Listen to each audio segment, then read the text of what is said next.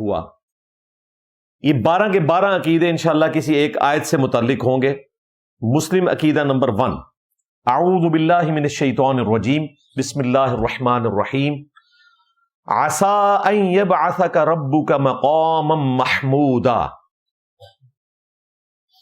قریب ہے کہ اے محبوب صلی اللہ علیہ وآلہ وسلم ہم آپ کو ایسے مقام پر فائز کریں گے جہاں ہر کوئی آپ کی تعریف بیان کرے گا، یعنی کہ مقام محمود، مقام شفاعت. اللہم اجعلنا منہم، آمین. اللہ تعالی ہمیں ان میں شامل کرے کہ جن لوگوں کو اللہ کے محبوب صلی اللہ علیہ وآلہ وسلم کی شفاعت نصیب ہوگی. یہی وہ مبارک آیت ہے جو آپ نے تلاوت کی. صحیح بخاری اور صحیح مسلم دونوں میں یہ حدیث موجود ہے، اور آلموسٹ دنیا کی ہر حدیث کی کتاب میں یہ حدیث شفاعت موجود ہے. نبی علیہ السلام نے صحابہ کرام سے فرمایا کہ میں تمام اولین اور آخرین کا پیشوا ہوں گا قیامت کے دن، اور اللہ تعالیٰ کے حضور ان کا خطیب بنوں گا. کافی لمبی حدیث ہے، میں اس کو مختصر کر کے بیان کر رہا ہوں، اس پہ میری الگ سے ویڈیوز ریکارڈ ہیں. پوری انسانیت سب سے پہلے سیدنا آدم علیہ السلام کے پاس جائے گی، اس کے بعد سیدنا نوح علیہ السلام کے پاس، اور پھر مختلف انبیاء سے ہوتی ہوئی الٹیمیٹلی محمد رسول اللہ صلی اللہ علیہ وآلہ وسلم کے پاس پہنچیں گے، اور انہی کے ہاتھ کے اوپر شفاعت کا دروازہ کھلے گا. اور یہ نبی علیہ السلام نے جب پوری حدیث بیان کی، اس کے اینڈ پہ آپ نے قرآن پاک کی یہی آیت تلاوت کی، سورہ الاسراء، سورہ بنی اسرائیل کی، عسى ان يبعثك ربك مقاما محمودا. یہ حدیث بخاری میں بھی ہے، مسلم میں بھی.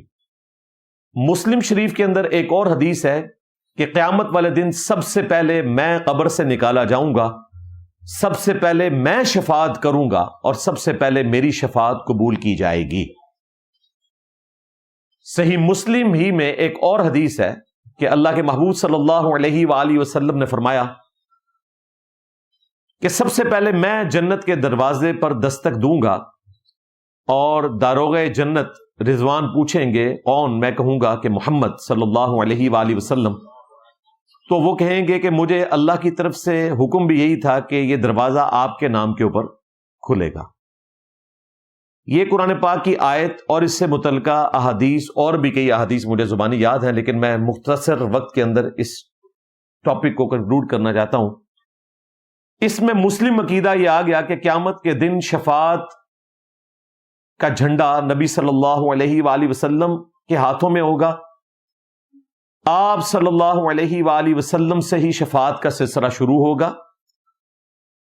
باقی بخاری مسلم میں آتا ہے کہ ونس جب نبی علیہ السلام کے مبارک ہاتھوں پہ شفاعت کا دروازہ کھل جائے گا تو پھر فرشتے بھی شفاعت کریں گے، انبیاء بھی کریں گے، اور اللہ کے نیک بندے بھی. اور نیک بندے وہ کہ جنہوں نے انبیاء کی پیروی کی ہوگی، نہ کہ وہ لوگ کہ جنہوں نے اپنی باتیں کروائی ہیں، اپنے آپ کو سجدے کروائے ہیں، اپنے ناموں کے کلمے پڑھائے ہیں. وہ نیک لوگوں میں شامل نہیں ہے. تو یہ تو مسلم عقیدہ تھا. اب آ جائیں آپ بریلوی عقیدے کی طرف. اب بریلوی فوراً سیکھ پا ہوں گے کہ جی ہمارا بھی یہی عقیدہ ہے، تو ہم آپ سے کیا کہیں گے؟ رکو ذرا، صبر کرو، آشا بتاتے ہیں تجھے. یہ تو ہمارے امام ابو الحسین مسلم بن حجاج القشیری المتوفى 261 ہجری، انہوں نے ہمیں اپنے محبوب صلی اللہ علیہ وآلہ وسلم سے متعلق عقیدہ بتایا. یعنی یہ ہمارے وہ بابے ہیں جو ہمارے نبی کے وفادار ہیں. ہم ان بابوں کو مانتے ہیں جو کتابوں کو مانتے ہیں. جو کتابوں کے غدار ہیں وہ ہمارے بابے نہیں ہیں.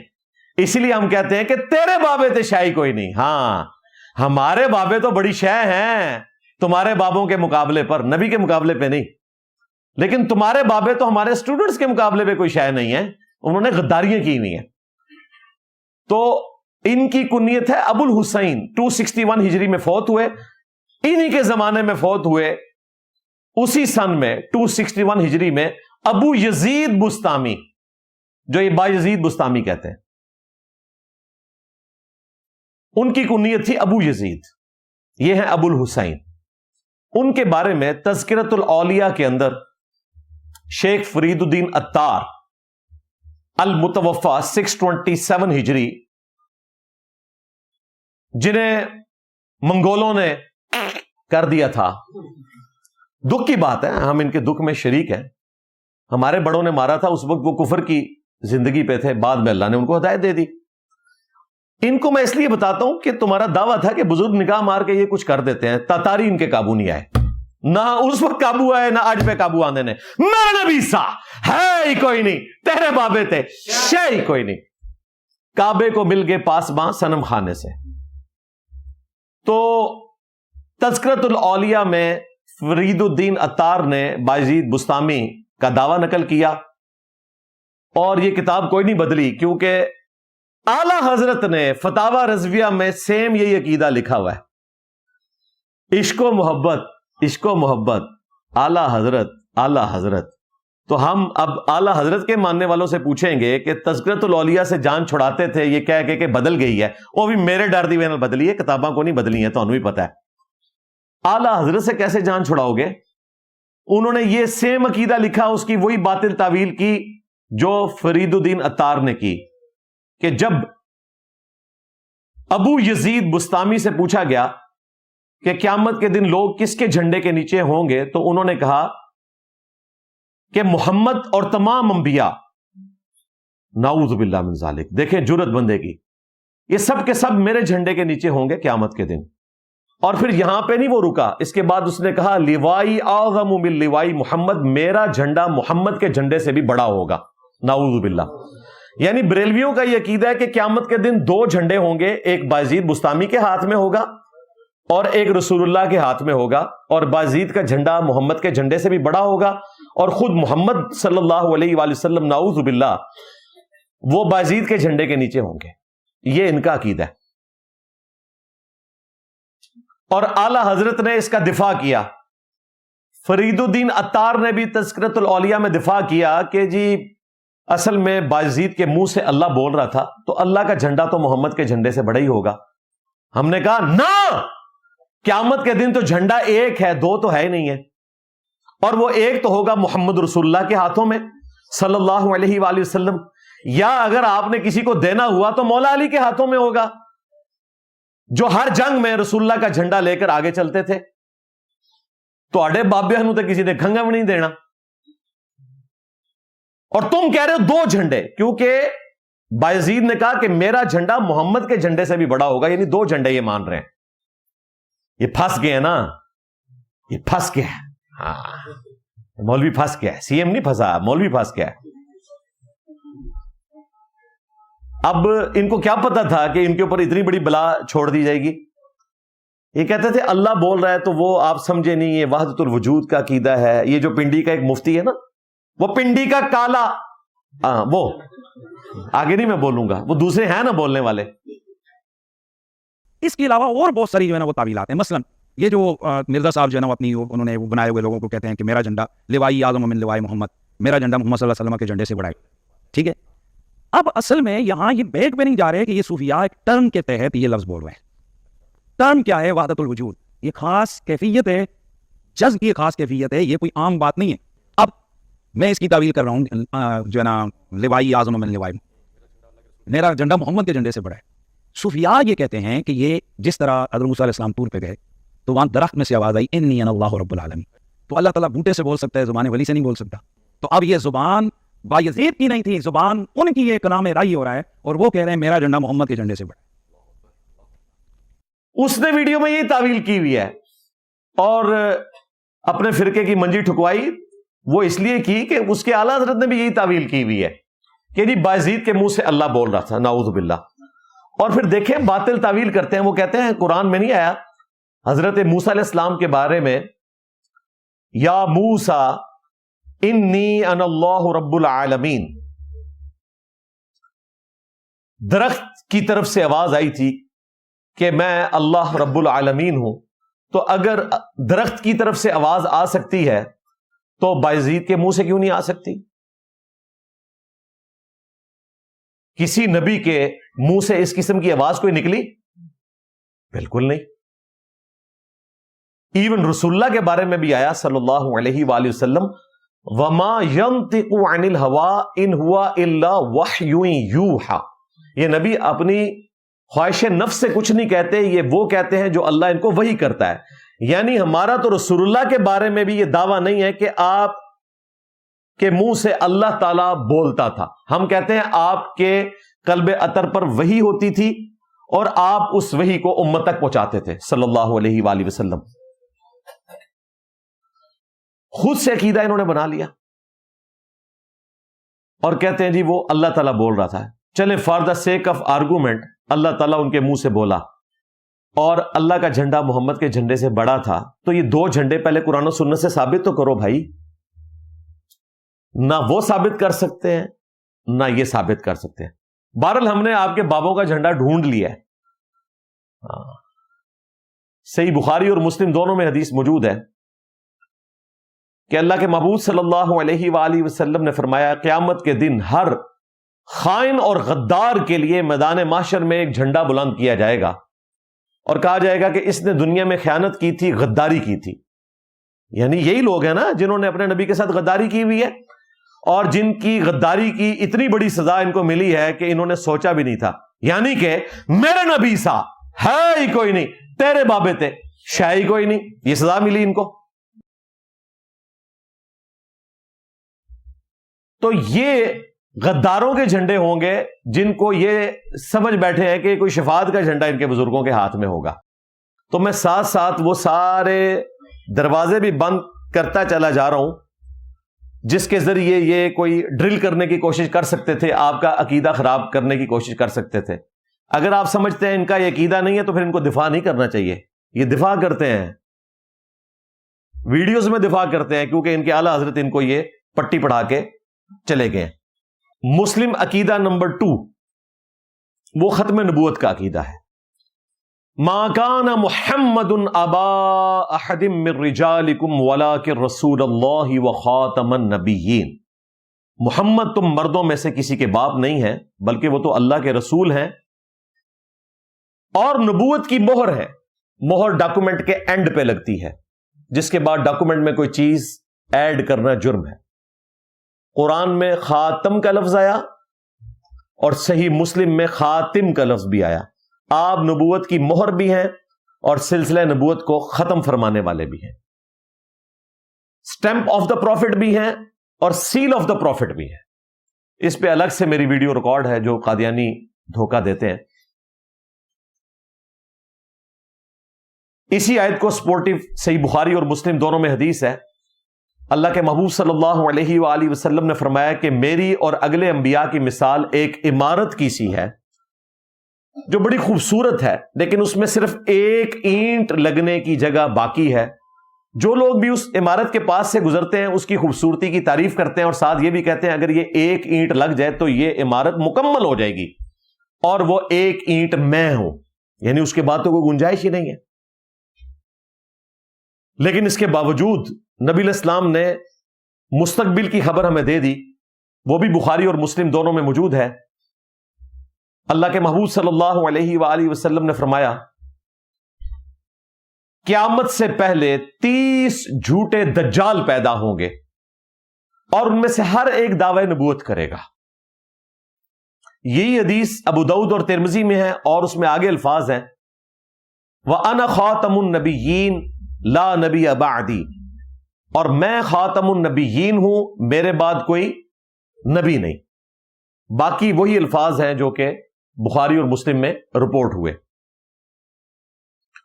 اب یہ تو ہو گیا عقیدہ مسلمانوں کا۔ اب بریلویوں کا عقیدہ کیا ہے؟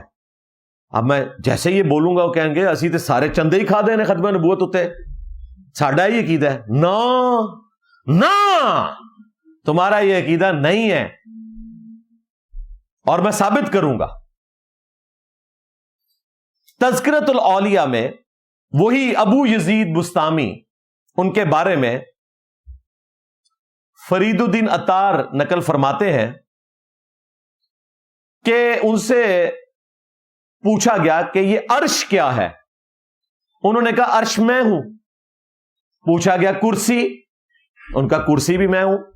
حضرت صاحب پتہ نہیں ٹون تھے، مجنون تھے، کلندر تھے، مجذوب تھے، کیا تھے. اور پھر یہاں پر نہیں رکے، انہوں نے کہا میں ہی موسیٰ ہوں، میں ہی ابراہیم ہوں، میں ہی عیسیٰ ہوں، میں ہی محمد ہوں. نعوذ باللہ. پھر بھی اس کی تسلی نہیں ہوئی، اینڈ پہ کہتا ہے میں ہی حق ہوں، یعنی اللہ بھی میں ہی ہوں، انا الحق، وہی منصور الحاج والا. اور اسے نقل کون کر رہا ہے؟ فرید الدین عطار. اگر یہ کہہ رہے ہیں ان کا عقیدہ نہیں ہے تو لگائیں فتویٰ، اور یہ بھی بتانا ہے کہ کس مجدد نے بتایا ہے کہ یہ کتاب بدل گئی ہے. اس مجدد کا نام ہی دسنا ہے. تکنا کدھر انجینئر تو نہیں آتا وہ نام. کتاباں کوئی نہیں جی بدلیاں، ڈر گئے جی. ہاں ڈر گئے ہوئے. ہاں وہ کہتے جی پی گیا ساڈے بابیاں نو، پی نہیں گیا، کھا گیا تھوڑے بابیاں نو. ہاں ڈکار بھی نہیں لیا. تو یہ ان کا عقیدہ ہے. غلام احمد قادیانی دجال کو بھی حیا آئی ہے، اس نے بھی اپنے آپ کو امتی نبی کہا. اس طرح ڈائریکٹ اس نے بھی بات کرتے ہوئے شرم محسوس کی، لیکن یہ تو ڈائریکٹ کہہ رہے ہیں کہ میں ہی محمد ہوں. اس نے کہا میں وہ ذلی، بروزی، نفس، امتی، اور اس طرح کر کے مختلف الفاظ. اینا کہہ رہی بھائی کوئی نہیں، سیدھی سیدھی شراب ہے، پیئیں گے کیوں؟ کبھی یہ انگوراں کا جوس ہے، کیونکہ ہم نے اپنے ماننے والوں کی بات ماری ہوئی ہے. مسلم عقیدہ نمبر 3، وَإِنَّكَ لَعَلَىٰ خُلُقٍ عَظِيمٍ، اور بے شک ہے محبوب صلی اللہ علیہ وآلہ وسلم تم اخلاق کے بلند ترین درجے پر فائز ہو. یہ کون فرما رہا ہے؟ اللہ تعالیٰ اپنے محبوب کے بارے میں صلی اللہ علیہ وآلہ وسلم. اسی کو سپورٹنگ وہ حدیث ہے جو صحیح بخاری اور صحیح مسلم دونوں میں موجود ہے. اللہ کے محبوب صلی اللہ علیہ وآلہ وسلم کے بارے میں صحابی کہتے ہیں کہ آپ صلی اللہ علیہ وآلہ وسلم میں کنواری لڑکیوں سے بھی زیادہ شرم و حیا تھی، حتیٰ کہ اگر آپ کو کوئی بات ناگوار گزرتی تو ہم آپ کے چہرے اقدس کے آثار سے پہچان لیتے کہ آپ کو یہ بات بری لگی ہے. جس طرح ایک بچہ معصوم ہوتا ہے نا، ایک کنواری لڑکی جو اپنے جذبات پہ اس طریقے سے قابو نہیں رکھ سکتی کہ اس کے ظاہر اور باطن میں فرق ہو. نبی اسلام بھی ایک کلین سلیٹ تھے، معصوم تھے. جو آپ کے دل میں ہوتا تھا وہ آپ کے چہرے اقدس پہ نظر آ جاتا تھا. یعنی اگر آپ کو کوئی بات بری لگی ہے تو ہم چہرے سے پہچان لیتے تھے. اور کنواری لڑکیوں سے زیادہ شرم و حیا تھی آپ میں. یہ تو ہے مسلمانوں کا عقیدہ. اب بریلوی عقیدہ کیا ہے؟ کشف المحجوب میں حضرت علی حجویری المعروف داتا صاحب، ان کی طرف ظاہر کتاب منسوب ہے، ان کا دعویٰ ہے کہ ان کی کتاب ہے. اچھا یہ اگر میں بول دیتا ہوں نا غوث پاک یا داتا صاحب، تو یہ نہ سمجھیے گا کہ یہ میرا عقیدہ ہے. ہاں چونکہ یہ بولتے ہیں تو ہم بھی ہیومن ڈگنیٹی میں ان کو ریسپیکٹ دینے کے لیے ان کے الفاظ کو ریپیٹ کرتے ہیں. ادروائز ہم نہ تو ان کو داتا صاحب مانتے ہیں اور نہ غوث پاک مانتے ہیں. ہاں ہمارا داتا بھی اللہ ہے، غوث بھی اللہ ہے. جس طرح میں نے آپ کو بتایا کہ جیل میں ایک کرسچن بشپ تھے، وہ میرے سامنے جب گفتگو کرتے تھے تو وہ حضور پاک کہتے تھے. اس کا یہ مطلب نہیں کہ وہ نبی الاسلام کو پاک مان رہے ہیں. پاک مانتے ہوتے تو ایمان نہ لے آتے. اس لیے کہ مسلمانوں کے سامنے انہوں نے ایسے ہی ذکر کرنا ہے. باقی جو کچھ وہ سمجھتے ہیں وہ انہوں نے اپنی کتابوں میں لکھا ہوا ہے.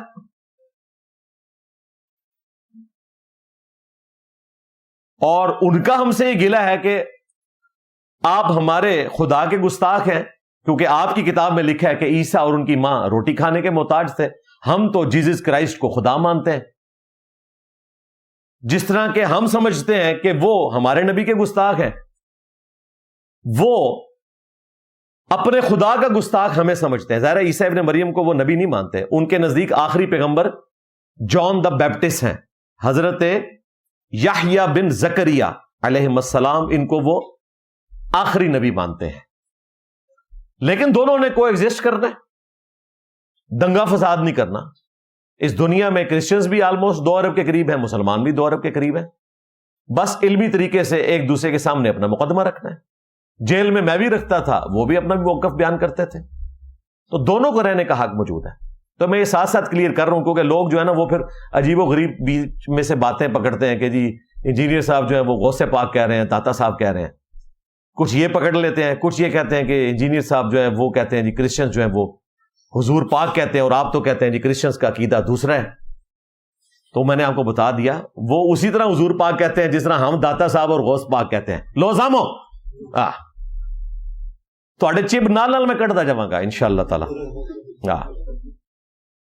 تو کشف المحجوب میں حضرت علی حجویری المعروف داتا صاحب اور سکر کے چیپٹر میں لکھتے ہیں جنید بغدادی کے صاحب کو ثابت کرنے کے لیے, یہ سواد والا صاحب ہے, یہ سجدہ صاحب والا سین والا نہیں ہے, اور اس میں ہا ہے, صاحب کو ثابت کرنے کے لیے کہ انٹینشنلی اگر کسی سے کوئی برائی ہو جائے تو کہتے ہیں داؤد علیہ السلام سے بھی تو اپنے ایک صحابی کی بیوی اوریا نامی جو صحابی تھا اس کے اوپر نظر پڑی, اور پھر وہ تورات کا ایک جھوٹا واقعہ انتہائی گستاخانہ, اس کو انہوں نے کہا کہ جنید بغدادی کا صاحب اس کی اصل جو ہے وہ حضرت داؤد علیہ السلام کے اس عمل میں ہے جو ہے ہی گستاخانہ کفری عقیدہ.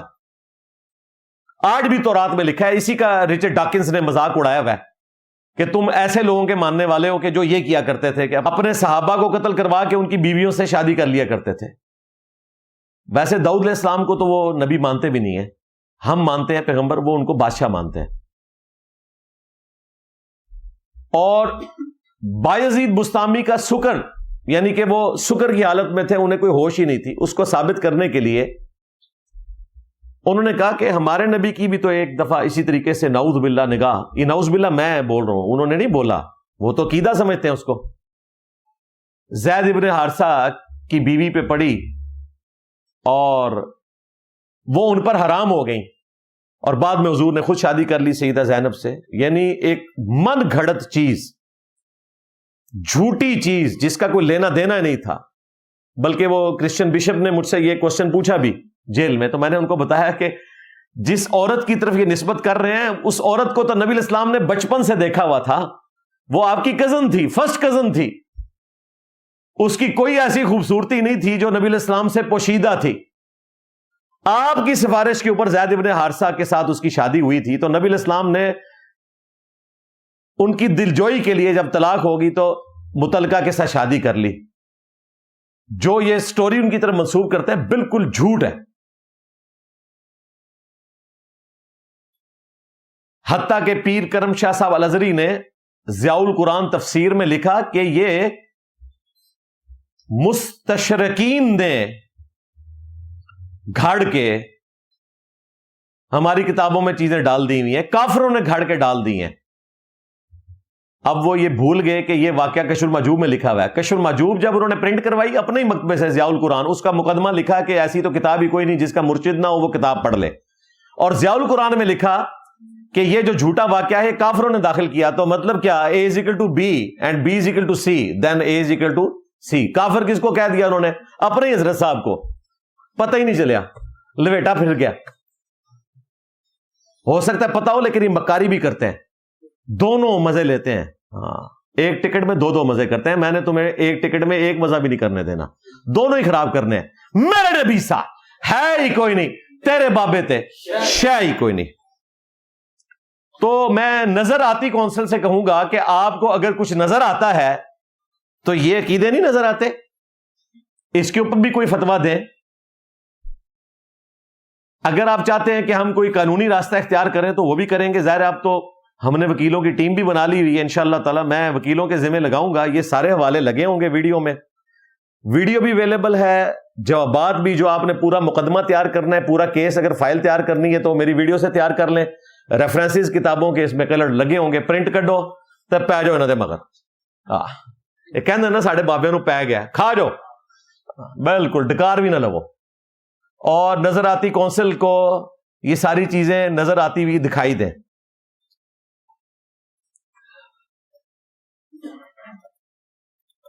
مسلم عقیدہ نمبر 4, سیدنا سلیمان بن داود علیہ السلام کے بارے میں قرآن پاک میں آیا کہ جب ہیکل سلیمانی, ٹیمپل آف سلیمان کی تعمیر ہو رہی تھی تو وہ ایک کرسی پہ بیٹھ گئے اپنے لاٹھی کے سہارے, اسی دوران ان کو موت آ گئی اور جنوں کو پتہ بھی نہیں چلا، اور وہ اسی مشقت میں تعمیر کرتے رہے حتیٰ کہ دیمک چاٹ گئی اس کو، لاٹھی کو، یعنی کافی عرصہ لگا۔ پھر ان کا جسم اطر نیچے آیا تو پتہ چلا کہ وہ فوت ہو چکے ہیں، یعنی ان کے جسم کو کسی کیڑے نے نہیں کھایا، ان کا جسم سلامت رہا کتنا عرصہ۔ وہ قرآن پاک میں سورہ سبا میں ذکر ہوا، ما دلہم علی موتہ الا دابۃ الارض تأکل من سآتہ، ان کی موت کی خبر نہیں دی مگر ایک کیڑے نے جو کہ ان کی لاٹھی کو چاٹ رہا تھا۔ تو حیات الانبیاء فی قبورہم کا جو عقیدہ ہے، اس کی جڑ قرآن میں ہے کہ نبیوں کے جسم سلامت رہیں گے ان کی وفات کے بعد بھی۔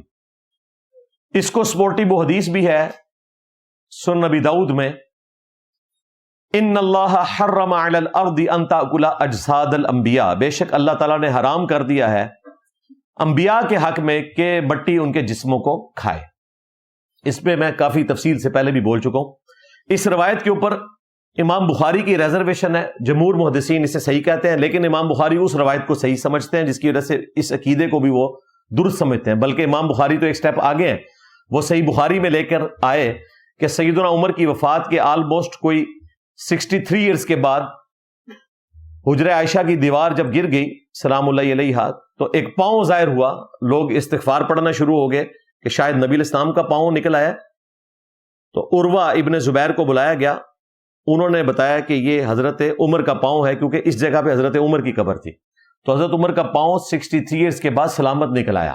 حضرت امام بخاری کا تو یہ عقیدہ ہے کہ جو اولو العزم اصحاب ہیں خلفائے راشدین، ان کے جسم بھی قبروں میں سلامت ہے، لیکن اس روایت کو وہ کمزور سمجھتے ہیں ابو داؤد کی، لیکن وہ روایت ان کے نزدیک بھی درست ہے۔ ہمارے استاد بھی امام بخاری کے موقف کے ساتھ تھے، لیکن انہوں نے یہ مانا کہ عقیدہ درست ہے، اور انہوں نے فضل الصلاۃ علی النبی میں المصنف ابن ابی شیبہ کی وہ روایت لی کہ حضرت عمر فاروق رضی اللہ تعالیٰ عنہ کا قول ہے کہ انبیاء کے جسموں کو نہ مٹی کھاتی ہے، نہ آگ کھاتی ہے، اور نہ درندے کھاتے ہیں۔ یہ انبیاء کے جسموں کا پروٹوکول ہے وفات کے بعد۔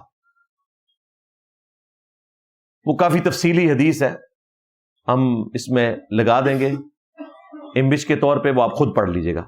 تو اس سے یہ پتہ چل گیا کہ مسلمانوں کا یہ عقیدہ ہے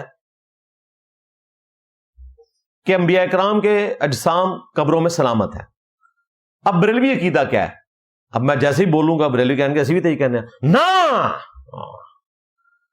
تانوں مزید مزے نہیں میں کرن دینے، بڑا تماشا لایا، ڈرامہ لایا تسی جناب حرمت رسول دے نا دے ہوتے صلی اللہ علیہ وآلہ وسلم، فراڈ کر دے رہے ہو، تو آڑے وڈے بھی فراڈی ہی سن۔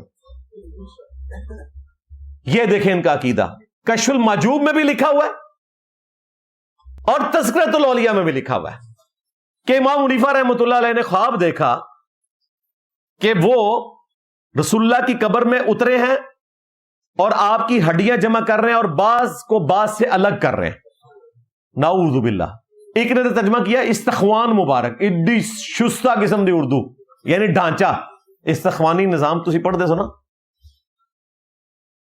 دوئی جگہ ترجمہ ٹھیک ہوا ہے کہ ہڈیاں بعض کو بعض سے چن رہے ہیں اور گھبرا کر اٹھے، ظاہر ہے ایک شیطانی خواب دیکھا تھا انہوں نے اس کو رحمانی خواب بنا دیا ان کے ماننے والوں نے۔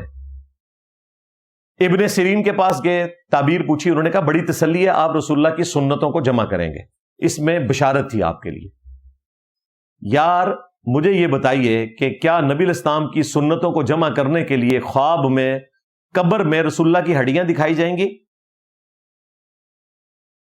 یہ شیطانی خواب ہی ہو سکتا ہے، دکھانا تھا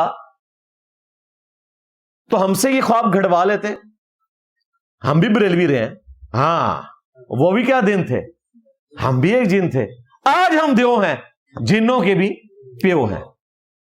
اچھا وہ ایک دیوبندی کہتا ہے کہ جی یہ دیکھیں وہ جو ہے نا دیو جو ہے نا وہ کہتے ہیں شیطان کو اور جن کو، اور انجینئر صاحب خود اپنے آپ کو دیو کہتے ہیں، تو سرکار بریلوی بھی آپ کو یہی کہتے ہیں دیو بند، وہ کہتے ہیں شیطانی گروہ، بند گروہ اور دیو شیطان۔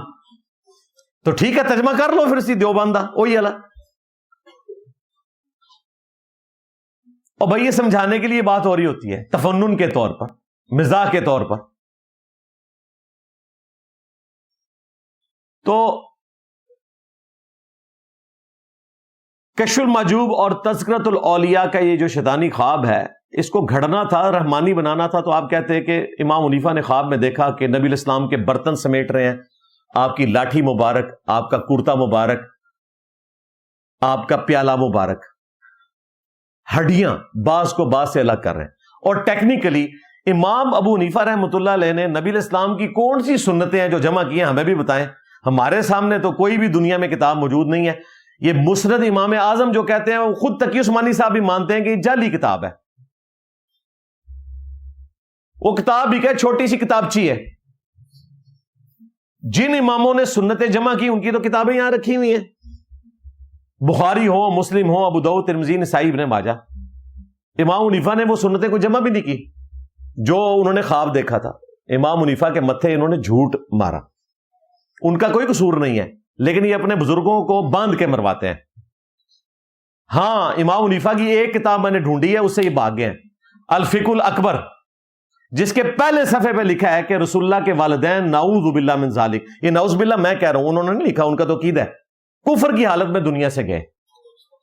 اور اس کے دفاع پر ملا علی قاری نے، جن کی وفات 1014 ہجری میں ہوئی، پوری کتاب لکھی. کچھ عرصے بعد وہ چھت سے گرے، ان کی ٹانگ کی ہڈی ٹوٹ گئی. لوگوں نے کہا سزا لبی دی لت پجی تا ہے، انہیں جڑا ہے نا دفاع کیتا ہے امام حنیفہ دے عقیدے دا.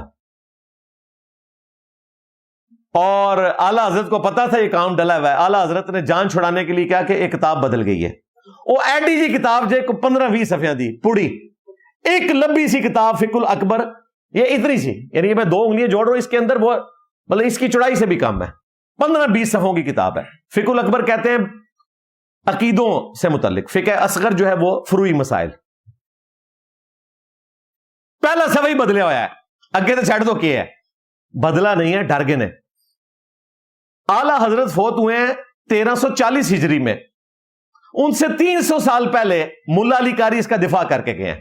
اللہ بھلا کرے ایک عالم کا، ان کا نام ہے اعجاز بشیر صاحب.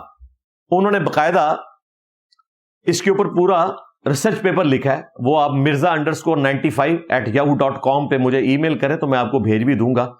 پورا پوسٹ مارٹم کیا ہے کہ انہوں نے اپنے بزرگوں کو بچانے کی خاطر کس طرح یہ بہانہ کیا جی کتابیں بدل گئی ہیں. کتاب کو نہیں بدلی، ڈر گئے. اچھا، اسی عقیدے کے بارے میں نے ایک پوڈ کاسٹ میں، ظاہر ہے جذبات میں آ کے میرے ایمان کا تقاضا تھا. انہوں نے تو کئی اہل حدیث قتل کیے ہیں بریلویوں نے، جنہوں نے نبی الاسلام کے ماں باپ کے بارے میں کہا کہ وہ مسلمان نہیں تھے. جب اپنے گھر کھورا نکلا ہے تو اب یہ تعویلات پہ آ گئے. چلو ان کو چھوڑو، ملا علی قاری کے بارے میں بتاؤ تمہارا کیا عقیدہ ہے. اب یہی کوئی وہابی ہوتا تو یہ کہتے ہیں اس کی قبر بھی اکھاڑ دیں گے جا کے، جس نے ہمارے نبی کے والدین کو کافر کہا ہے، نعوذ باللہ. میرا تو عقیدہ ریکارڈ ہے، مسئلہ 98. نبی علیہ السلام کے والدین فترت کے پیریڈ میں گئے ہیں، جس وقت ان تک پیغمبر کی دعوت نہیں پہنچی ہوئی تھی، وہ اہل فترت میں اٹھائے جائیں گے اور وہ مسلم شمار ہوتے ہیں. ملا علی قاری کے بارے میں حکم لگاؤ. ملا علی قاری اگر جاتے ہیں تو پورا فرقہ ہی فارغ ہوتا ہے، دیوبندی بھی اور بریلوی بھی. اور آج کی ڈیٹ میں بریلوی دیوبندی دونوں نبی علیہ السلام کے ماں باپ کو مسلمان کہتے ہیں، لیکن ان کے عقیدے اس کے خلاف ہیں. تو میں نے بھی جذبات میں آ کر ایک کوشچن آنسر سیشن میں کہا کہ تمہارے بزرگوں نے یہ بکواس کی. ایک میں نے کہا کہ تمہارے بزرگ یہ بھونک کر گئے، تو انہوں نے پکڑ لیا جی دیکھیں جی ہمارے اماموں کو یہ کتا کہتے ہیں. میں نے کتے کا لفظ استعمال نہیں کیا، یہ میں نے محاورتاً استعمال کیا تھا کہ جو کوئی رسول اللہ صلی اللہ علیہ وآلہ وسلم کے ماں باپ کے بارے میں ایسا عقیدہ رکھے تو وہ عقیدہ فرمایا تو نہیں جائے گا، وہ بھونکا ہی جائے گا اور بکواس ہی ہوگا. کتے کا لفظ تو میں نے استعمال نہیں کیا، انہوں نے خود سے جوڑ دیا اور اپنے زام میں، اپنی ڈاکٹرن میں ٹھیک جوڑا، کیونکہ وہ پنڈی کا کالا. ہاں، جب اس نے حضرت معاویہ رضی اللہ تعالیٰ عنہ کے بارے میں چند نازیبا الفاظ بولے تھے تو بابا جی خادم رضوی صاحب نے کیا فرمایا تھا؟ دور دور کتے ہو مالکا نو پہ گئے ہو، کہا تھا نا. تو میرا معصومانہ سوال ہے، اگر کوئی حضرت معاویہ جو کہ فتح مکہ پر اینڈ پر مسلمان ہوئے رضی اللہ تعالیٰ عنہ، ہمارے لیے قابل احترام ہے، ان کی ایکٹیویٹیز قابل احترام نہیں جو خلیفہ راشد کے خلاف وہ کھڑے ہوئے جنگ صفین میں، وہ ایک الگ سے ٹاپک ہے۔ اگر حضرت معاویہ کے بارے میں وہ پنڈی کا کالا ڈیش ڈیش بولے تو خادم رضوی صاحب کیا کہتے ہیں؟ دور دور کتےو مالکا نو پہ گئے ہو۔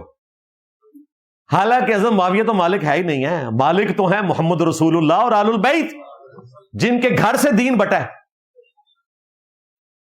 حضرت معاویہ کہاں سے مالک ہو گئے؟ پھر بھی انہوں نے کہا کہ مالکا نو پہ گئے ہو۔ مجھے بتائیں، خادم رضوی صاحب کی ڈاکٹرن میں اگر کوئی نبی علیہ السلام کے ماں باپ کے بارے میں یہ بات کرے تو پھر خادم رضوی صاحب یہ نہیں کہیں گے کہ دور دور کتے ہو مالکا نو پہ گئے ہو، وہ کہیں گے دور دور سورو سورا دے سورو۔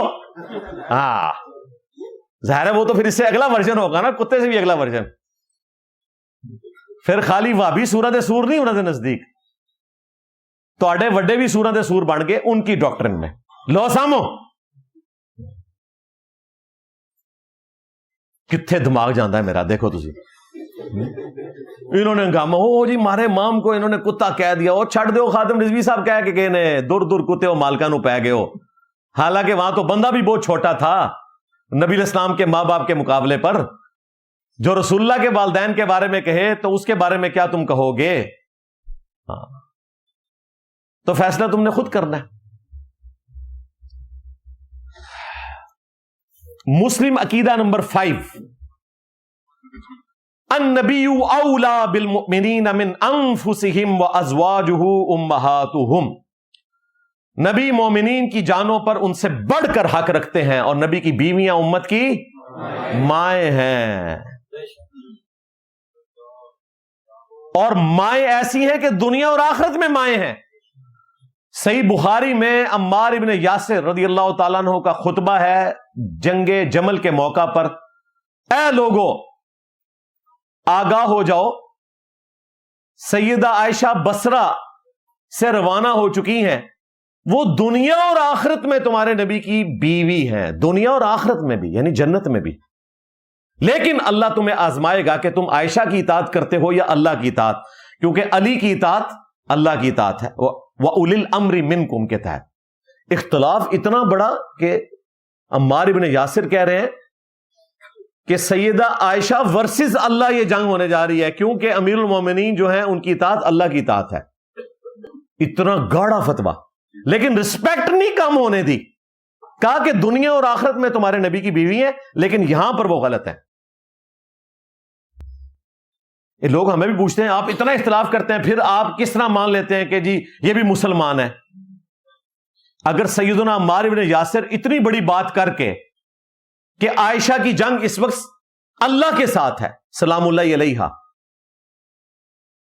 کیونکہ اللہ آزما رہا ہے کہ عائشہ کی اطاعت کرتے ہو یا اللہ کی، اگر اتنی بڑی بات کر کے بھی سیدہ عائشہ کی آخرت کا فیصلہ وہ اس اعتبار سے نہیں کر رہے بلکہ کہہ رہے ہیں کہ دنیا اور آخرت میں وہ تمہارے نبی کی بیوی ہیں، اور اما عائشہ کے فضائل کے چیپٹر میں امام بخاری اس حدیث کو لے کے آئے ہیں، یعنی سیدہ عائشہ کی فضیلت عمار بن یاسر نے بیان کی ہے، جو یہ پوری حدیث بھی نہیں بیان کر سکتے کیونکہ اس میں تو جنگ جمل بھی آ جائے گی۔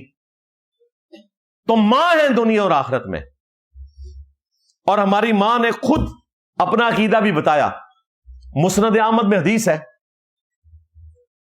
اما عائشہ کہتی ہیں سلام اللہ علیہا کہ میرے حجرے کے کمرے میں پہلے رسول اللہ دفن تھے صلی اللہ علیہ وآلہ وسلم اور میرے باپ سیدنا ابوبکر رضی اللہ تعالیٰ عنہ، تو میں حجرے کے اس کمرے میں بغیر پردے کے چلی جاتی تھی، لیکن جب سے حضرت عمر دفن ہوئے تو اب میں بغیر پردے کے اس حجرے کے کمرے میں نہیں جاتی، کیونکہ پہلے میں سوچتی تھی کہ ایک میرا خاوند ہے اور ایک میرا باپ، لیکن عمر میرے لیے غیر محرم ہے، یعنی غیر محرم تو ہے نا، ویسے تو ماں والا رشتہ ہے لیکن پردہ ہے، وہ سورۃ الاحزاب میں آیا کہ نبی کی بیویوں سے پردہ آپ نے کرنا ہے۔ تو اما عائشہ حجرے کے اس کمرے میں بغیر پردے کے نہیں جاتی تھی، یہ ان کا تقویٰ تھا، اس کا یہ مطلب نہیں ہے کہ کوئی حضرت عمر نیچے سے دیکھ رہے تھے. جو بندہ 4-5 فٹ نیچے سے دیکھ سکتا ہے اس کے سامنے تو کپڑے پہن کے بھی جائیں تو کوئی فرق نہیں پڑتا. یہ میں لاجیکل آپ کو بات بتا رہا ہوں. یہ اہم لوگ اس میں سے رزلٹ نکالتے ہیں. اور اما عائشہ کے بارے میں، جن کے بارے میں بخاری میں آتا ہے کہ وہ تو مردوں کے سننے کی بھی قائل نہیں تھی، قرآن پاک سے وہ آیت پیش کرتی تھی کہ اے نبی تم مردوں کو نہیں سنا سکتے. اما عائشہ تو مردوں کے سننے کے بھی قائل نہیں تھی، دیکھنے کی تو آپ دور کی بات ہے. لو سامو، بس ایک تقویٰ تھا. آج بھی آپ کے پی میں چلے جائیں، جن عورتوں کو نہیں پتا نا، جب ان کے اوپر سے جہاز یا ہیلی کاپٹر گزرتا ہے نا تو وہ اگر سین میں برتن دھو رہی ہیں نا تو اندر چلی جاتی ہیں، حالانکہ اتنی اوپر سے نظر تو نہیں آتا. تو یہ اما عائشہ کا تقویٰ تھا، پرہیزگاری تھی. وہ اما عائشہ سلام اللہ علیہا جن کی یہ پرہیزگاری ہو، ان سے متعلق بریلویوں کا عقیدہ سن لیا. ملفوظات اعلی حضرت، اور یہ باپا جانی پرنٹ کر رہے ہیں. ان سے پوچھا گیا اعلی حضرت سے کہ آپ کہتے ہیں کہ نبی بھی اپنی قبروں میں زندہ ہیں اور ولی بھی زندہ ہیں، تو فرق کیا ہوا؟ بات تو صحیح ہے، دو ہی زندہ. انہوں نے کہا کہ بھئی فرق یہ ہے کہ انبیاء کی جو قبر کی زندگی ہے وہ حقیقی، حصی، دنیاوی ہے. حقیقی، حصی، دنیاوی ہے. پھر بھی ان کی تسلی نہیں ہوئی. انہوں نے کہا کہ میرے آقا سیدی زرقانی فرماتے ہیں کہ نبیوں کی قبروں میں ان کی بیویاں بھی ان پر پیش کی جاتی ہیں، وہ ان کے ساتھ شباشی بھی کرتے ہیں. ہاں جی، پہلے تو ڈیفینڈ کرتے تھے، اب کہتے ہیں نہیں جی وہ تو زرقانی کا عقیدہ ہے. اور زرقانی انہوں نے اس طرح نہیں لکھا کہ غلام احمد قادیانی فرماتے ہیں، یہ نہیں لکھا. انہوں نے کہا سیدی زرقانی. وہ کہتے ہیں میرے آقا اور مولا زرقانی، یعنی میرے بڑے بزرگ فرما کے گئے ہیں، وہ اپنا عقیدہ بیان کر رہے ہیں ان بزرگوں کی بنیاد پہ کہ ازواج مطہرات قبروں میں پیش کی جاتی ہیں، وہ ان کے ساتھ شباشی کرتے ہیں. کہتے ہیں جی شباشی کا آپ کو مطلب بھی نہیں پتا، اور مطلب بعد لاواں گے اللہ دے بندے. پہلے 10 ایک کتنے لکھے ہے؟ بخاری مسلم میں حدیث ہے، نبی علیہ السلام نے فرمایا جس نے میری طرف جھوٹ منسوب کیا وہ اپنا مقام جہنم میں دیکھ لے. اس حدیث کے راوی مولا علی ہیں، اور مولا علی نے ایک اور روایت کی ہے، بخاری اور مسلم دونوں کے اندر موجود ہے.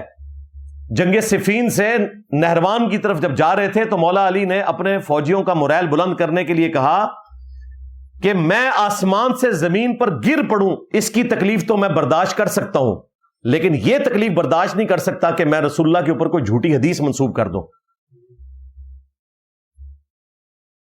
اس کا عذاب زیادہ ہونے والا ہے. اس کے بعد انہوں نے بتایا کہ جو خوارج کو قتل کریں گے وہ مخلوق کے بہترین لوگ ہوں گے، لہٰذا میں جو حدیث بیان کر رہا ہوں تمہارے فضائل میں یہ حدیث میں نے نبی علیہ السلام سے خود سنی ہوئی ہے. اتنا خطرناک معاملہ، اور تم نے پکڑ کے ایک عقیدہ منسوب کر دیا. اور نہیں جی جنت میں بھی تو بیویاں جو ہے نا وہ ملیں گی، اور قبر جنت کے باغوں میں سے ایک باغ ہے. اور بھئی یہ کس آیت حدیث میں لکھا ہے کہ قبر جو جنت کا حصہ بنے گی وہاں پہ بیویاں ملیں گی؟ وہ جس جنت کا ذکر ہے وہ آخرت کی جنت ہے. اپنے بابے کے عقیدے کو حلال کرتے کرتے خود حرام موت مر جاتے ہیں. حلال نہیں ہوتے، حرام موت مر جاتے ہیں حرام عقیدے کے ساتھ. ایسی ایسی باطل تعویلات کرتے ہیں. تو ہم تو صرف سمجھا سکتے ہیں بھائی. مسلم عقیدہ نمبر 6، قل ان کان آباؤکم وابناؤکم واخوانکم. کافی لمبی آیت ہے. اے نبی تم فرماؤ کہ اگر تمہارے ماں باپ، تمہاری اولاد، تمہارے بھائی، یہ 8 چیزیں گنوائیں، تمہارے کاروبار، تمہارے مکانات، یہ ساری چیزیں اگر تمہیں اللہ اور اس کے رسول اور اللہ کی راہ میں جہاد کرنے سے زیادہ پیاری ہیں نا یہ چیزیں 8 دنیا کی، تو پھر اللہ کے عذاب کا انتظار کرو. اللہ تعالیٰ ایسے فاسقوں کو ہدایت نہیں دیتا. یہ ہمارے استاد ڈاکٹر اسرار صاحب جس جذبے سے بیان کیا کرتے تھے سورہ توبہ کی آیت نمبر 24، وہ انہی کا خاصہ تھا، وہ آپ دیکھ لیں.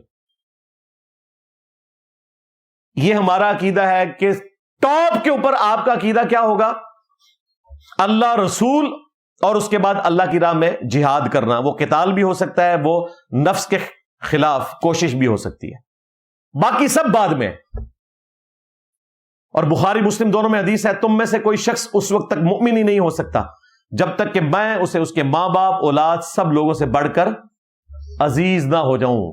اور بخاری اور مسلم دونوں میں حدیث ہے، اس شخص نے ایمان کی حلاوت چکھ لی جس میں 3 نشانیاں ہیں. نمبر 1، اللہ اور اس کا محبوب صلی اللہ علیہ وآلہ وسلم پوری دنیا میں سب سے بڑھ کر اسے محبوب ہو جائیں. اس کی دوستی اور دشمنی کا معیار اللہ کی ذات ہو. اور تیسری چیز، کفر کی طرف لوٹایا جانا اس کے لیے اتنا ہی مشکل ہو جتنا زندہ آگ میں جلنا. آگ میں جلنے کے لیے تیار ہو جائے لیکن کفر کی طرف نہ لوٹے. اور وہ تو حدیث کی شان سے ہے. صحیح بخاری میں حضرت عمر فاروق رضی اللہ تعالیٰ عنہ نبی الاسلام کے ساتھ چہل قدمی کر رہے تھے. اللہ کے محبوب کا ہاتھ پیار سے پکڑا اور لاڈ کرتے ہوئے کہا، یا رسول اللہ، آپ مجھے پوری دنیا میں اپنی جان کو چھوڑ کے سب سے بڑھ کر محبوب ہیں. سچی بات کی، سب سے پہلے انسان کو اپنی جان ہی عزیز ہوتی ہے نا. تو نبی الاسلام نے فرمایا، نہیں بلکہ تیری جان سے بھی بڑھ کر. تو کہا، یا رسول اللہ، آپ مجھے میری جان سے بھی بڑھ کر عزیز ہیں. تو آپ نے فرمایا، عمر اب تیرا ایمان مکمل ہوا. اور اسی محبت کا اظہار صحابہ کرام نے کس انداز میں کیا؟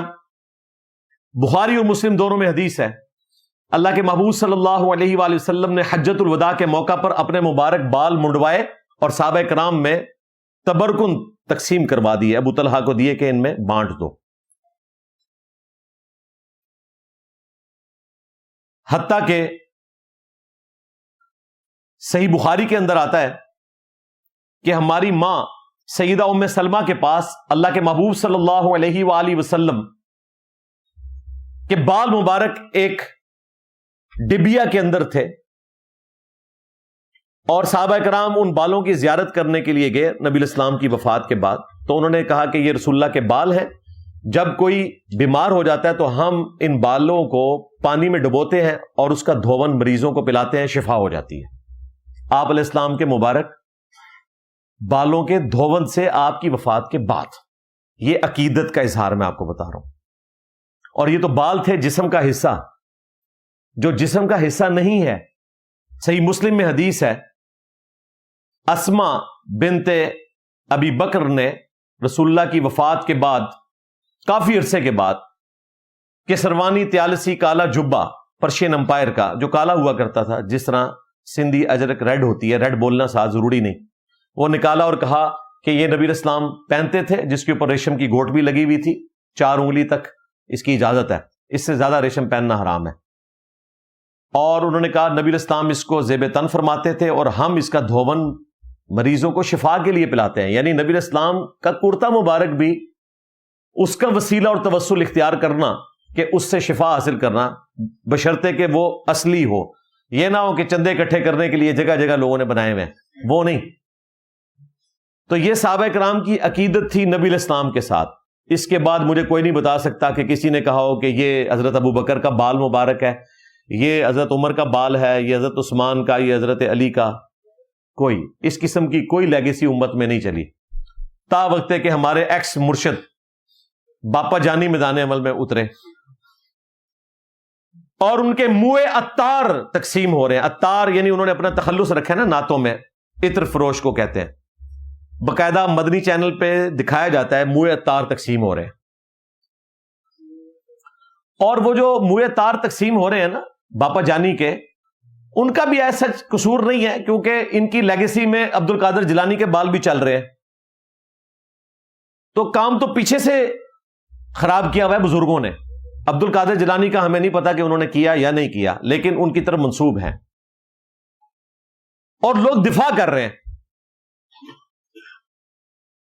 کہتے ہیں کہ جی اس میں کون سی ایسی بات ہے، تم نے صرف رسالت کر دیا. یار یہ تو صحابہ کرام نے نہیں کیا.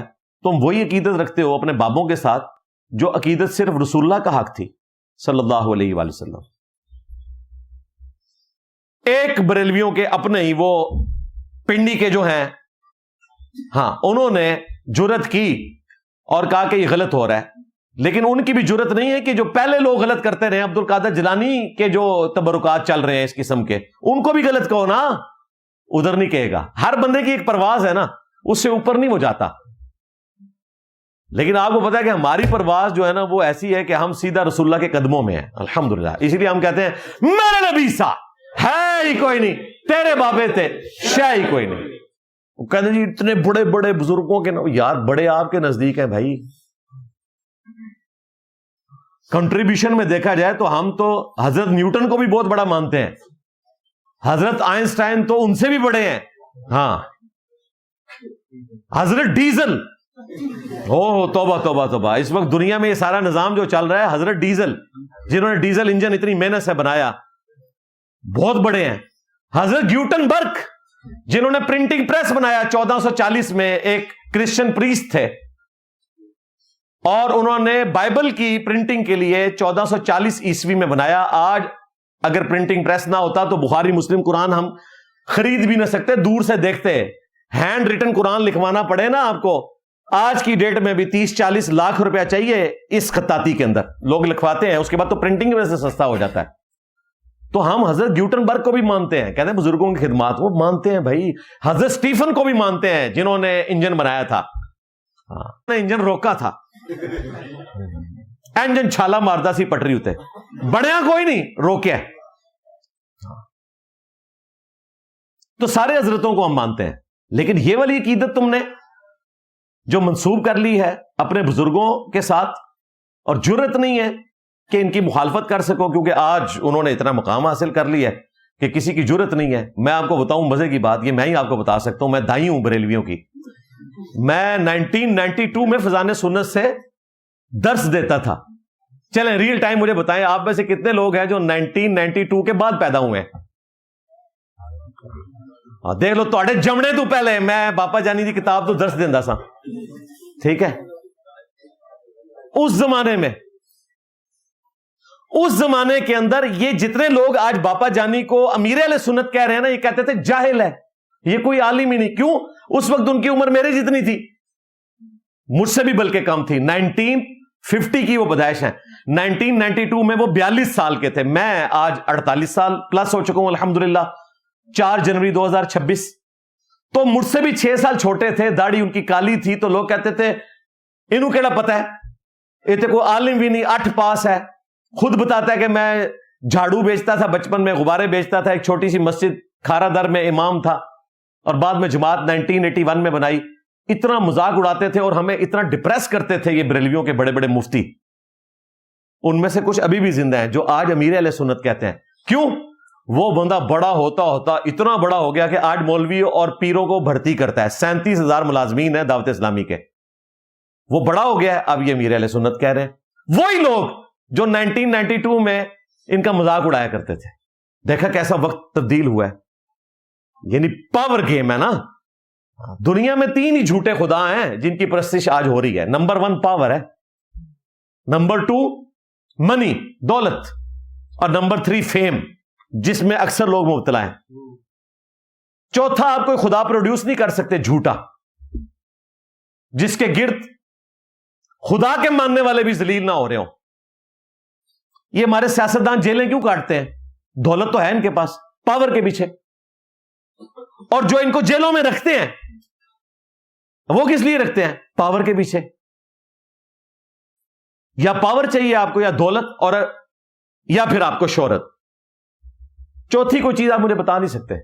تو دیکھیں باپا جانی کے پاس پاور بھی آ گئی, دولت بھی آ گئی, شہرت تو اتنے بڑے لیول پہ آئی. آج وہ سارے لوگ جو اس کو کہتے تھے کہ تو 8 پاس ہے, یہ عالم دین نہیں ہے, یہ کتاب کوئی مستند کتاب نہیں ہے, آج امیر اہل سنت کہتے ہیں 8 پاس, وہ بھی گجراتی زبان وچ. میں تو انہیں امیر اہل سنت مانتا ہوں, اہل سنت بریلوی فرقے کے. مطلب جس طرح سے تسی ہے اس طرح سے تھوڑا امیر ہونا چاہیے, بالکل ٹھیک ہے. ہاں, اہل سنت منہج کا امیر نہیں, ہاں آپ کے فرقے کا امیر, بالکل ٹھیک ہے, سلوٹ ہے, آپ کا رائٹ ہے. ڈگری کے بغیر بھی امیر ہے, کوئی شک نہیں. ان کے منہ اتار تقسیم ہو رہے ہیں اور کسی کو خیال نہیں آ رہا کہ یار یہ کیا ہونے جا رہا ہے. تو ان کا عشق رسول بھی ختم ہو گیا. برتھ ڈے بھی آپ کو پتہ ہے منانا شروع کر دی, ربیع الاول کے مقابلے پہ تماشا لگانا شروع کر دیا. لیکن وہ اتنا بڑا ہو چکے اب کہ اس کے آگے کو بند نہیں باندھ سکتا, بندہ بہت بڑا ہو گیا. مسلم عقیدہ نمبر 7, محمد الرسول اللہ صلی اللہ علیہ وآلہ وسلم, محمد اللہ کے رسول ہیں سورۃ الفتح میں اینڈ پہ جا کے یہ آیات آتی ہیں والذین معہ اشداء علی الکفار رحماء بینہم، لیکن ہم پہلے حصے کو کنسیڈر کر رہے ہیں کہ مسلمانوں کے لیے محمد اللہ کے رسول ہیں صلی اللہ علیہ وآلہ وسلم، آج بھی ہیں، قیامت تک کے لیے ہیں ان کی رسالت، الحمدللہ۔ اور بخاری اور مسلم دونوں میں حدیث موجود ہے کہ اللہ کے محبوب صلی اللہ علیہ وآلہ وسلم نے فرمایا اسلام کی بنیاد 5 چیزوں کے اوپر ہے، ان میں سے پہلی چیز یہ ہے کہ تم گواہی دو کہ اللہ کے سوا کوئی معبود نہیں، لا الہ الا اللہ، وَأَنَّ محمد رسول اللہ، اور یہ کہ محمد اللہ کے رسول ہیں صلی اللہ علیہ وآلہ وسلم۔ یہ تو مسلم عقیدہ ہے۔ اور بریلوی عقیدہ کیا ہے؟ بول دو، چشتی رسول اللہ، ہاں یہ زخم میں تھوڑا چھلنا ہے، بالکل ڈنکے کی چوٹ کے اوپر۔ اب یہ کہیں گے نہیں جی ہمیں چشتی رسول اللہ پارٹی کہتے ہیں، بھائی تو انکار کر دو نا۔ میں نے گن پوائنٹ پہ تو وہ پنڈی کے کالے کو یہ نہیں کہا تھا کہ وہ چشتی رسول اللہ کے حق میں 2009 میں مناظرہ لڑے اور اسے شتیہات کے نام کے اوپر معرفت کی بات کہے، اور نہ میں نے وہ لاہور کے اس کو کہا تھا کہ تو جو ہے وہ پیچھے بیٹھ کے سبحان اللہ پڑھ چشتی رسول اللہ کے دفاع کے اوپر۔ میں نے تو نہیں ان کو کہا تھا کیا ہوں کر لو تو بائی میں چنگے لاواں گا تواڈے، خود کیتا ہے تسی۔ شبلی بولے اس طرح پڑھ لا الہ الا اللہ شبلی رسول اللہ، اور ختم نبوت کے ڈاکوؤں، شبلی کو رسول بنانے والوں، لا الہ الا اللہ چشتی رسول اللہ، لا الہ الا اللہ شبلی رسول اللہ۔ انہوں نے پھر پڑھا لا الہ الا اللہ شبلی رسول اللہ۔ اب بات یہ انہوں نے شبلی کو کیا کہا؟ کون ہے؟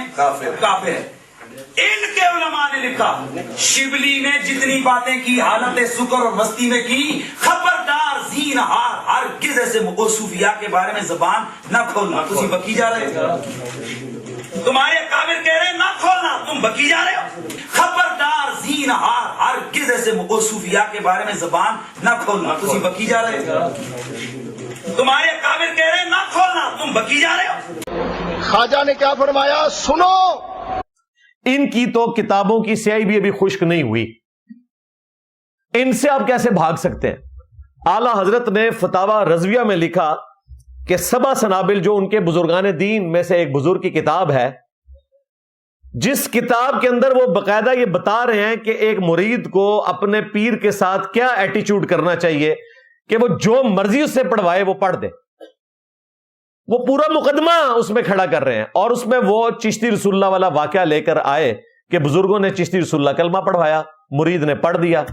کہتے ہیں نہیں بعد میں اس نے کہا نا کہ نہیں وہ جو پہلے تم نے کلمہ پڑھا تھا وہ درست ہے، محمد رسول اللہ، یہ تو میں نے امتحان لیا تھا۔ بھائی امتحان لینے سے وہ کافر ہو چکا، بلکہ امتحان لینے والا بھی کافر ہو چکا۔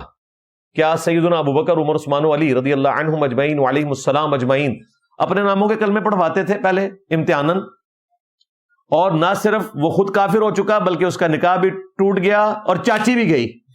ہاں اے بڑا برا کہتے نہیں کہتے چاچی کی، وہ چاچی کہاں گا نا، اور میں کیا کہاں انہوں مامی کہاں، چلو مامی بھی کہہ لو، ماموں پارٹی ہے نا، مامی بھی کہہ لو۔ تو یہی بتاؤں گا نا بھائی، ہمیں تو تم یہ بتاتے تھے کوئی جھوٹی موٹی بھی قادیانی لکھ کے جرمنی چلا جائے تو قادیانی ہو جائے گا، بالکل ہم تمہارے ساتھ ہیں۔ تم سچی مچی بھی کلمہ پڑھو اور تمہارا ایمان قائم رہے، اور بعد میں توبہ بھی نہ کرو، توبہ پھر اسی طریقے سے ہوگی جو طریقہ ہے۔ دوبارہ کلمہ پڑھ کے مسلمان ہوگا، چاچی سے دوبارہ نکاح ہوگا، بیعت بھی دوبارہ کرے گا، تب جا کے آگے مرید کرے گا، کیونکہ اس کا اپنا سلسلہ بیعت جو یہ کہتے ہیں تصوف کا وہ ٹوٹ چکا۔ وہ چشتی رسول اللہ والا واقعہ فتاوی رضویہ میں اعلیٰ حضرت نے سبع سنابل کی تعریف کی کہ یہ رسول اللہ کی بارگاہ میں مقبول ہے۔ اگر اعلیٰ حضرت کو پتا تھا کہ اس میں چشتی رسول اللہ لکھا ہوا ہے، پھر بھی انہوں نے نبی الاسلام کے ذمے یہ کتاب ڈال دی کہ وہ آپ کو بڑی پسند ہے، تو اعلیٰ حضرت گئے۔ اور اگر ان کو نہیں پتا تھا تو بزرگی گئی، کیونکہ اعلیٰ حضرت تو غوث وقت تھے، پوری کائنات کو اس طرح دیکھتے تھے جس طرح رائی کا دانہ ہتھیلی کے اوپر۔ اب آپ نے فیصلہ کرنا ہے۔ پھر پیر میر علی شاہ صاحب جن کو یہ ٹارزن بنا کے پیش کرتے تھے غلام احمد قادیانی دجال کے مقابلے پر، اور وہ جھوٹ ان کی طرف منسوب کیا ہوا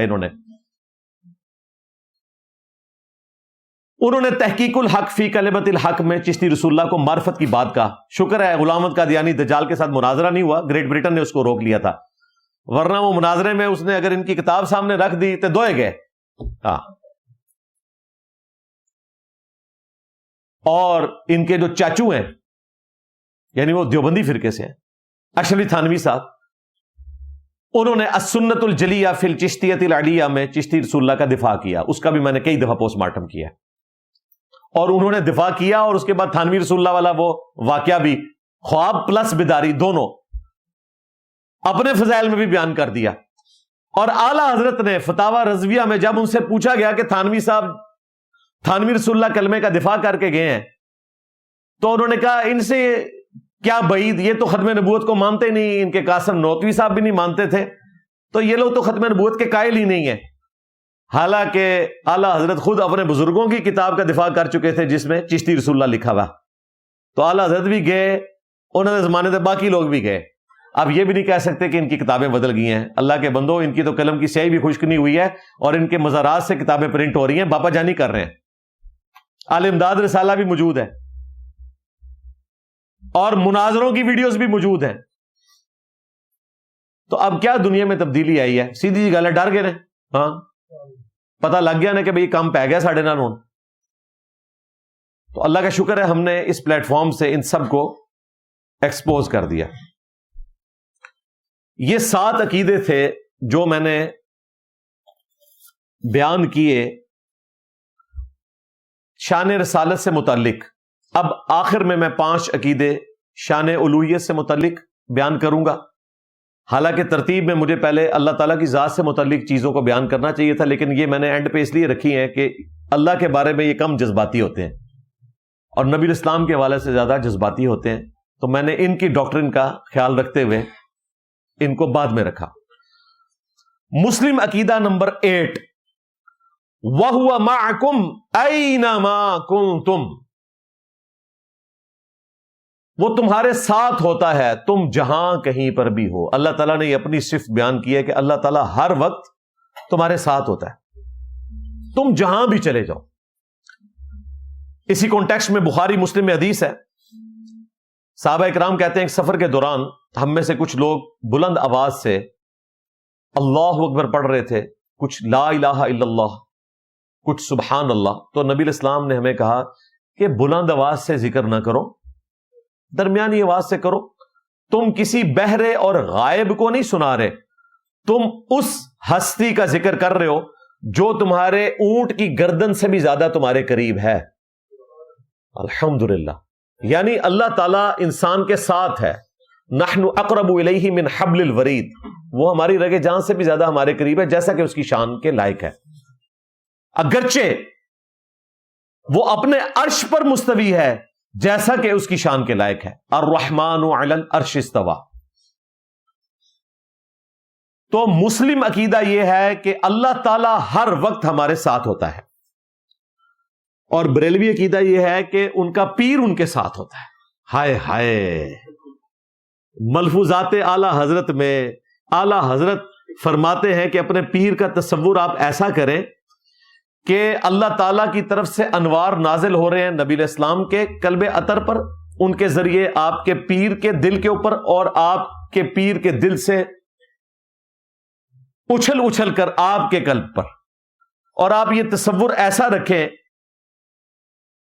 مسلسل کنسنٹریشن سے آپ اس مقام کو پہنچ جائیں گے کہ درختوں پر, دیواروں پر, پتھروں پر, ہر جگہ آپ کو اپنے شیخ کی تصویر نظر آئے گی. وہی فنافی شیخ, وہ اسی میں مر جاتے ہیں. فنافی رسول فنافی اللہ ہوتے ہی نہیں. اسلام میں تو فنافی شیخ ہے ہی نہیں ہے بھائی, یہ سب ڈرامہ بازی ہے. فنافی اللہ یا فنافی رسول ہے, وہ بھی اگر آپ ٹرم کے طور پر بیان کریں. حتیٰ کہ نماز کی حالت میں بھی شیخ کی تصویر آپ سے جدا نہیں ہوگی. یہ کون لکھ رہا ہے؟ اعلی حضرت. نماز کے اندر بھی آپ نے اپنے پیر کا تصور رکھنا ہے. اور یہاں اعلی حضرت نے بس نہیں کی ہے. پھر انہوں نے کہا آپ کو بزرگوں کا واقعہ سناتے ہیں. وہ کہتے ہیں جی اپنے بزرگوں کے بارے میں کہ ایک مرید کا اپنے پیر کے بارے میں ایسا عقیدہ ہونا چاہیے کہ اپنے بابا جی کے بارے میں وہ بتا رہے ہیں، بابا جی ان کے بارے میں. وہ بابا جی کہتے ہیں کہ جی ان کا ایک مرید تھا جس کی 2 بیویاں تھیں. ایک دن وہ حاضر ہوا پیر صاحب کی خدمت میں، تو پیر صاحب نے کہا کہ تم نے اپنی دوسری والی جو بیوی ہے اس کے ساتھ رات کو صحبت کیوں نہیں کی؟ ان کا حضرت آپ کو کیسے پتا چلا؟ تو انہوں نے کہا یہ تو دیکھو بڑی ناانصافی ہے، ایک بیوی کے ساتھ تم نے رات گزاری تو دوسری کے ساتھ بھی گزارنی چاہیے تھی. اس نے کہا حضرت آپ کو کیسے پتا چلا؟ بابا جی. ہاں تو بابا جی اس سے پہلے کہ اس کی تفصیلات بیان کرتے، وہ مرید اپنی طرف سے لیم ایکسکیوز پیش کرتا ہے کہ حضرت وہ جو دوسری بیوی تھی وہ سو گئی تھی، اس لیے میں اس کے پاس نہیں گیا. تو بابا جی کہتے ہیں نہیں وہ جاگ رہی تھی. ترا نکل گیا ہوتا. ان کا بابا جی آپ کو کیسے پتا چلا؟ بابا جی بابے اور کہتے ہیں کہ وہ جو دوسری بیوی کے پاس ایک خالی پلنگ رکھا ہوا تھا نا، میں رات کو روحانی طور پہ اس چارپائی پہ موجود تھا. اچھا روحانی طور پر موجود ہونے کے لیے چارپائی کی ضرورت نہیں ہے، وہ کہیں پہ بھی کوئی بندہ ہو سکتا ہے، اس کے لیے تو فزیکل کوئی جگہ کی ضرورت نہیں ہے. آپ اندازہ کریں کہ ان کا اپنے پیروں کے بارے میں عقیدہ یہ ہے کہ جب یہ اپنے بزرگان دین کی پیدائش کے لیے، ظاہر ہے کہ بزرگوں کی نسل بزرگوں سے چلتی ہے، اپنی بزرگیوں کے پاس، بزرگنیوں کے پاس جاتے ہیں تو ان کے بڑے بزرگ بھی وہاں روحانی طور پہ موجود ہوتے ہیں. لو سامو، اب میں اسی کو جب کھولوں اور کسی کا نام لوں تو ان کو برا لگتا ہے. ان کو فخریہ بتانا چاہیے. چلے چھوڑتے ہیں یار، بہت برا مانتے ہیں، کہتے ہیں جی آپ نام نہ لیا کریں ہمارے بزرگوں کا، بالکل پرسنل بات نہ کیا کریں. چلے میں پرسنلی جنرل کرتا ہوں کہ آپ کے جتنے بزرگان دین ہیں، جب وہ آپ کی چاچیوں کے پاس جاتے تھے تو بڑے دادے بھی وہاں روحانی طور پہ موجود ہوتے تھے، یعنی دادا پیر. وہ کہتے ہیں نا کہ دادا پیر ہے، یہ پردادا پیر ہے. چلیں میں اس طرح کہہ دیتا ہوں، سارے بچ میں لپیٹ چھڑے جے. اور یہ اعلیٰ حضرت کا عقیدہ ہے، یہ انہوں نے ملفوظات میں لکھا ہے، اور ملفوظات میں نے نہیں لکھے، ان کے بیٹے نے لکھے ہیں، مصطفیٰ رضا خان نوری، جن کی وہ نعت ہے تو شمع رسالت ہے عالم تیرا پروانہ. مسلم عقیدہ نمبر 9، قل ان صلاتی و نسکی و محیای و مماتی للہ رب العالمین. اے نبی تم فرماؤ بے شک میری نماز، میری قربانی، میرا جینا، میرا مرنا کس کے لیے ہے؟ اللہ کے لیے ہے، جو تمام جہانوں کا پالنے والا ہے. یعنی آپ نے گاڈ اورینٹڈ ہونا ہے. جو صحیح بخاری میں آتا ہے، ابن عباس کہتے ہیں تمہارے جد امجد ابراہیم خلیل اللہ کو جب آگ میں پھینکنے لگے تو انہوں نے کہا تھا حسبنا اللہ و نعم الوکیل. اور تمہارے محبوب صلی اللہ علیہ وآلہ وسلم پر بھی جب مشکل وقت آتا تو وہ کہتے تھے حسبنا اللہ و نعم الوکیل. یہ تو ہو گیا بھائی مسلم عقیدہ کہ آپ کی نماز اللہ کے لیے، آپ کی دعائیں اللہ کے ساتھ خاص. اب بریلویوں کا عقیدہ کیا ہے؟ وہ کہیں گے ہم بھی یہی کرتے ہیں. نہ، بار شریعت میں اعلیٰ حضرت کے خلیفہ مفتی امجد علی صاحب لکھتے ہیں، فضان سنت میں بھی لکھا ہوا ہے، اور اس سے پہلے بھی ان کے حنفیوں کے بزرگ لکھ کے گئے ہیں، نماز غوثیہ. ہاں، نماز غوثیہ کا مطلب یہ نہیں ہے کہ آپ نے کوئی قرآن و سنت سے اخذ شدہ ایسی نماز پڑھی ہے جو غوث پاک نے لوح محفوظ سے خاص پڑھ کے تو امت کے حوالے کی تھی. جعلی شرکیہ نماز. اور کہتے ہیں جی آپ نے 2 رکعت نماز پڑھنی ہے، سورۃ الفاتحہ کے بعد ہر رکعت میں 11 دفعہ قل شریف پڑھنی ہے، قل هو اللہ احد، جو ٹچ سٹون آف تھیالوجی ہے، یعنی توحید کی کسوٹی ہے. 11 دفعہ دونوں رکعتوں میں پڑھ لینا ہے، کیونکہ اس کے بعد شرک بہت بڑا کرنا ہے تو پہلے توحید کٹھی کر لیں. اور کہتے ہیں سلام پھیرنے کے بعد آپ نے بغداد کی طرف 11 قدم چلنے ہیں، اور پھر آپ نے عبد القادر جیلانی کی قبر کی طرف منہ کر کے دعا کرنی ہے، یا قاضی الحاجات، اے حاجتوں کے پورا کرنے والے. یہ عبد القادر جیلانی کو وہ کہہ رہے ہیں. یا غوث الثقلین، اے جنوں اور انسانوں کے فریاد رس، میری مدد فرمائیے. یہ ہے نماز غوثیہ. اس میں ویسے صاحب لکھنا چاہیے تھا کہ 12ویں صف میں جا کے 2 رکعت پڑھے, کیونکہ 11 قدم بھی تو چلنے ہیں نا. اگر وہ پہلی صف پڑھے گا تو دریا جیڑی دیوار بن کے پھر اگے تو نہیں جا سکتا, تو جا کے 10ویں 11ویں صف کے اندر جا کے وہ نماز پڑھے تو پھر 11 قدم وہ چلے گا. یہ ہے نماز غوثیہ. اب ہونا تو یہ چاہیے تھا کہ نماز غوثیہ انہوں نے بتانی ہے تو بتاتے کہ غوث پاک نے غنیت الطالبین میں نماز کا طریقہ کیا لکھا ہوا ہے, یہ بتاتے نا. وہ یہ بتا نہیں سکتے, کیونکہ شیخ عبد القادر جیلانی نے غنیت الطالبین میں نماز کا طریقہ وہی لکھا ہے جو بخاری اور مسلم میں لکھا ہوا ہے, یعنی رکوع میں جاتے وقت رفع الیدین کرنا اور رکوع سے اٹھ کر رفع الیدین کرنا, جس کو یہ کہتے ہیں کہ یہ وہابیوں والی نماز ہے. کسی زمانے میں کہتے تھے قادیانیوں والی نماز ہے, وہ تو میں نے بتایا کہ قادیانی حنفی ہیں جی, حنفی بریلوی, حنفی دیوبندی اور حنفی قادیانی. اگرچہ بریلوی دیوبندیوں کو ہم مسلمان مانتے ہیں, لیکن فقہ میں قادیانی اور یہ ایک ہی فقہ کے فالوور ہیں. قادیانی بھی بغیر رفع الیدین کے نماز پڑھتے ہیں دیوبندی بریلویوں کی طرح. We follow generally Imam Abu Hanifa's fatwa were very largely accepted by the Ummah, and unless we find reasons to disagree with him, we would generally follow the Fiqh Hanafiya. Investigate personally, directly. The overbearing principle should be that you follow Hazrat Imam Abu Hanifa. This is the entire attitude of Jamaat Ahmadiyya. اور ہمارا کوئی student رفع الیدین شروع کر لے تو یہ کہتے تھے کہ یہ عنقریب قادیانی ہو جائے گا, اور قادیانیوں والی نماز تو چھوڑ کے وہ اس طرف آیا ہے, وہ کہاں سے قادیانی ہو جائے گا. دیکھا انہوں نے کیسے چٹکلے رکھے ہوئے ہیں لوگوں کے دماغ بند کرنے کے لیے. تو غوث پاک کی نماز کا طریقہ بتا دیتے, اور ان سے بھی پہلے امام غزالی نے بھی کیمیائے سعادت میں یہی نماز کا طریقہ لکھا ہوا ہے, رکوع میں جاتے وقت اور رکوع سے اٹھتے وقت رفع الیدین. اور ایک تفنن کے طور پر بات کروں, تمہارا تو عقیدہ ہے کہ غوث پاک جو ہیں وہ پوری کائنات کو ایسے دیکھتے تھے جیسے ہتھیلی پہ رائی کا دانہ. تو یقیناً غوث پاک جب اپنے مریدین کو لوح محفوظ سے پڑھ کے یہ بتاتے تھے کہ تیری قسمت میں 7 لڑکے لکھے ہوئے ہیں, جو انہوں نے جعلی واقعات, تو غوث پاک نے لوح محفوظ پہ رسول اللہ کی نماز کا طریقہ بھی پڑھ لیا ہوگا, کیونکہ لوح محفوظ پہ قرآن بھی لکھا ہوا ہے, بخاری مسلم بھی لکھے ہوئے ہیں, نبی علیہ السلام کی پوری زندگی کی ویڈیو موجود ہے.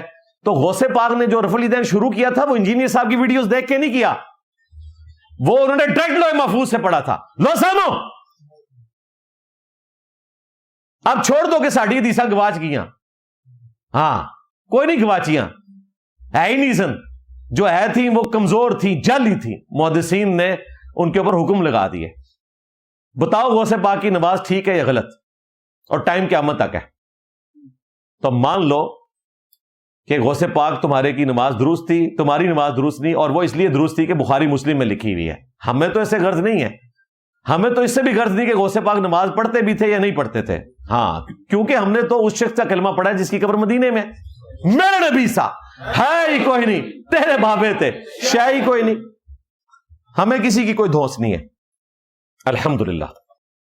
مسلم عقیدہ نمبر 10, تھرڈ لاسٹ, ایاک نعبد و ایاک نستعین. اے اللہ عبادت بھی ہم صرف تیری کریں گے, اور کر رہے ہیں اور کرتے رہیں گے, ساری باتیں درست ہیں.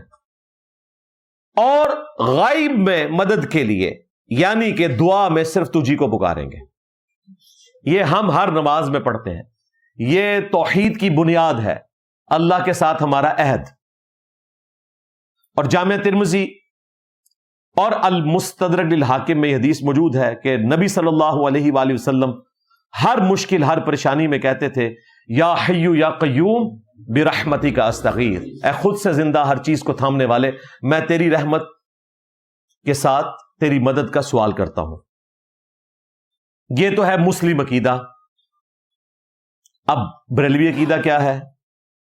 ملفوظات اعلی حضرت میں اعلی حضرت خود فرماتے ہیں کہ مجھے جب بھی کوئی مشکل اور پریشانی ہوتی ہے تو میں تو ہمیشہ یا غوثی المدد کہتا ہوں, اور ایک در کو پکڑا جائے مضبوطی سے, ادھر ادھر کسی بابے کو پکارنے کی ضرورت نہیں, ایک غوث پاک کو ہی پکار لو. اللہ کے بندے پکارنا تھا تو اللہ کو پکارتا, لیکن کیا کرے, اعلی حضرت سے پہلے وہ ہمارے سلطان بہو صاحب بھی یہی کہتے رہے, سن فریاد پیرا دیا پیرا میری فریاد سنی کن تار کے ہوں, پوری ربائی لکھی. پھر یہ ہمیں کہتے ہیں ہمارے بزرگوں نے قرآن بخاری مسلم نہیں پڑھے ہوئے تھے. جی نہیں پڑھے ہوئے تھے، لگ تو ایسے ہی رہا ہے. کیونکہ اگر ہم یہ کہتے ہیں کہ پڑھ کے وہ گمراہ ہوئے ہیں تو پھر آپ کو زیادہ برا لگے گا. بہتر یہ کہ آپ کے ان بیچاروں کو نہیں پتا چلا، ان کی آخرت کا معاملہ اللہ کے سپرد. تو ایک در اگر پکڑنا ہے تو وہ در پکڑو جو ہمارے محبوب صلی اللہ علیہ وآلہ وسلم نے ہمیں تعلیم فرمایا ہے. ایاک نعبد و ایاک نستعین، یا حی یا قیوم برحمتک استغیث. لیکن یہ تو ان لوگوں کے لیے جو کتاب و سنت کے ماننے والے ہیں. آپ ان کے سامنے قرآن پڑھیں، ایاک نعبد و ایاک نستعین، انہوں نے وہی پڑھنا ہے. یا معین الدین چشتی پار لگا دے کشتی، یا باول حق بیڑا تک، اونٹتے تک کہ انجینئر نے ڈوب دیتا، بری بری سرکار بری کھوٹی قسمت کر دے ہری. پتہ نہیں کیا کچھ انہوں نے بنایا ہوا ہے. مسلم عقیدہ نمبر 11، امن یجیب المضطر اذا دعاہ ویکشف السوء ویجعلکم خلفاء الارض اِلٰہ مع اللہ. بھلا بتاؤ تو کون ہے جو مصیبت اور اضطراب میں گھرے ہوئے شخص کی فریاد کو سنتا ہے اور اس سے اس کی تکلیف کو دور کر دیتا ہے اور تمہیں زمین پر اگلوں کا خلیفہ کرتا ہے؟ کیا اللہ کے ساتھ کوئی اور معبود بھی ہے؟ قلیلا ما تذکرون، بہت کم ہی تم نصیحت حاصل کرتے ہو. اس میں اللہ تعالیٰ نے واضح فرما دیا کہ جس ہستی کے بارے میں تمہارا یہ عقیدہ ہے کہ وہ مصیبت اور پریشانی میں تمہاری دعا کو سنتا ہے اور وہ تکلیف دور کرتا ہے، تو وہ تمہارا معبود ہی ہو سکتا ہے، اللہ کے ساتھ کوئی اور معبود نہیں ہو سکتا. تو یا علی مدد یا غوث پاک المدد کا مطلب یہ ہے کہ آپ مولا علی کو، غوث پاک کو خدا مان رہے، اگرچہ آپ ان کو اللہ کا بندہ ہی کہتے ہو. کیونکہ یہاں آیا اِلٰہ مع اللہ، یہ کہتے ہیں یہ تو لکھا ہے کہ اے اللہ تیری عبادت کرتے ہیں، تجھی سے مدد مانگتے ہیں. یہ کہاں لکھا ہے کہ کسی اور سے نہیں مانگتے؟ لکھا ہے جی سورۃ النمل، اِلٰہ مع اللہ، کیا اللہ کے ساتھ کوئی اور معبود بھی ہے؟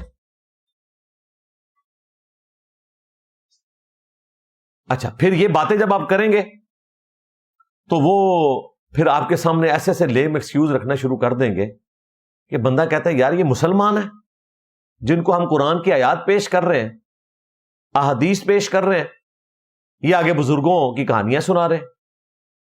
صحیح بخاری میں حدیث ہے، ابن عباس کہتے ہیں کہ ابراہیم خلیل اللہ کو جب آگ میں پھینکنے لگے تو انہوں نے پڑھا حسبنا اللہ و نعم الوکیل.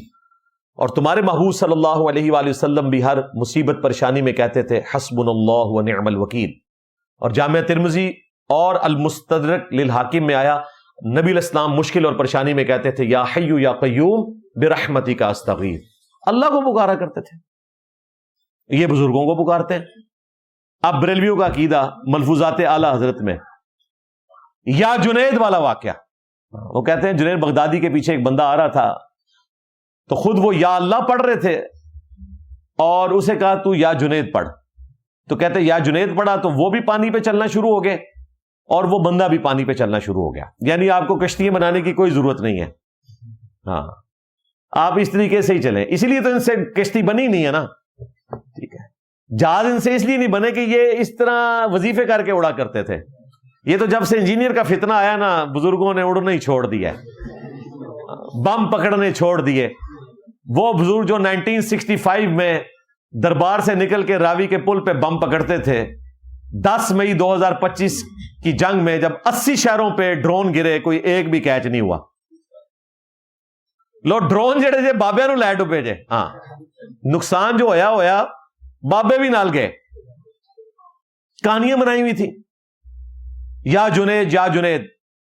تو ملفوظات اعلی حضرت میں ان کا بیٹا لکھتا ہے اعلی حضرت نے فرمایا کہ راستے میں شیطان نے اسے وسوسہ دلایا کہ خود تو یا اللہ کہہ رہے ہیں اور مجھے کہہ رہے ہیں یا جنید، کہوں میں بھی یا اللہ کہوں گا، مجھے بتائیں شیطان یہ کہے گا کہ یا اللہ کہو کہ یا وہ یہ کہے گا کہ یا جنید کہو؟ اندازہ کرو. یہ ہے شیطانی توحید ان کی. ان کی توحید یہ ہے کہ یا جنید کہو، ہماری توحید ہے کہ یا اللہ کہو، یا حی یا قیوم برحمتک استغیث کہو، حسبنا اللہ و نعم الوکیل کہو، لا الہ الا انت سبحانک انی کنت من الظالمین کہو. ان کی توحیدی ہے یا جنید کہو یا باول اک بیڑا تک یا معین الدین چشتی پار لگا دے کشتی، بری بری سرکار بری کھوٹی قسمت کر دے ہری، ان کی توحیدی ہے، یہ شیطانی توحید ہے۔ کہتے ہیں جی جیسے ہی اس نے یا اللہ کہا پھر ڈبکی کھا گیا، پھر یا جنید کہا پھر باہر نکل آیا۔ تو جنید بغدادی نے کہا کہ پہلے جنید تک تو پہنچ پھر اللہ تک پہنچنا۔ ویسے یہ ٹیکنیکلی بھی غلط ہے، جنید تک پہنچ کے اللہ تک تو نہیں پہنچنا، جنید کے بعد آپ نے پہنچنا ہے مولا علی تک، پھر پہنچنا ہے رسول اللہ تک، اور پھر پہنچنا ہے اللہ تک، کیونکہ یہ تو کہتے ہیں فنافی شیخ فنافی رسول، پھر تو جنید ڈائریکٹ اللہ تک تو ویسے ہی نہیں پہنچا سکتا۔ لو سامو، ٹیکنیکل خرابی ہے اس واقعے میں، تصوف کے لحاظ سے بھی ٹیکنیکل پرابلمز بھی ہیں۔ اب انہوں نے دریافت کیا کہ اعلیٰ حضرت نے نا فتاوی رضویہ میں یا جنید والے واقعے کو من گھڑت کا ہے، سر کوئی فرق نہیں پڑتا، ہمیں دکھائیں کہ اعلیٰ حضرت نے یہ کہا ہو کہ یا جنید بغدادی المدد یا غوث پاک المدد کہنا یہ عقیدہ فراڈ ہے، پھر ہم اعلیٰ حضرت کی بات مانیں گے۔ وہ تو عقیدے کو صحیح سمجھتے ہیں، اور ہوتا یہی ہے کہ ایک جگہ کسی واقعے کو غلط کہہ دیا، دوسری جگہ واقعے کو ٹھیک بھی کہہ دیا، دو پارٹیاں خوش رکھتی ہیں۔ ہاں، بارِ شریعت میں نہیں لکھا ہوا کہ قبروں کا طواف تعظیمی کرنا حرام ہے، البتہ برکت کے لیے گردے مزار پھرے تو کوئی حرج نہیں۔ سمجھ نہیں آئے گی کہ کیا کیا انہیں، اور یہ اعلیٰ حضرت کا خلیفہ ہے بارِ شریعت لکھنے والا، زندگی کے 28 سال اس بندے نے یہ کتاب لکھنے میں لگائے ہیں، فقہ حنفی کا انسائکلوپیڈیا اردو زبان میں، بہشتی زیور کے مقابلے پہ لکھا گیا بارِ شریعت۔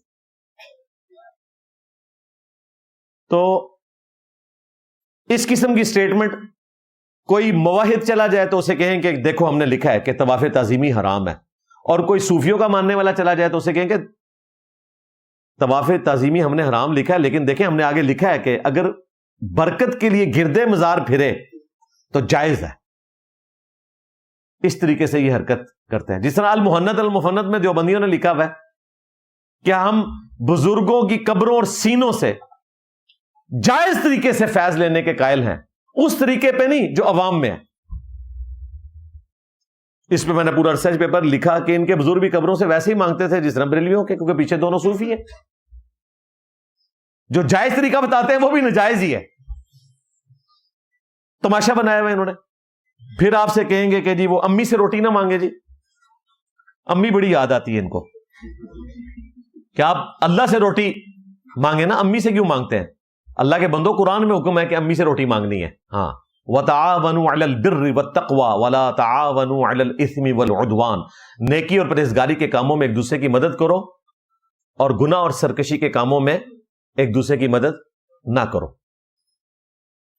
میں آپ سے کہتا ہوں مجھے پانی پلا دیں، آپ پلائیں گے آپ کو ثواب ملے گا، لیکن اگر آپ بغداد میں دفن ہیں اور میں کہتا ہوں کہ حضرت صاحب 2 ٹھنڈی بوتلیں بھیج دیں میرے لیے منرل واٹر کی، یا 2 جوس کے پیکٹ بھیج دیں، تو آپ نہیں بھیج سکتے بھائی، آپ میرے سامنے موجود ہی نہیں ہیں۔ تو یہ جو اسباب ہیں ان کو اختیار کرنا یہ تو سنت ہے۔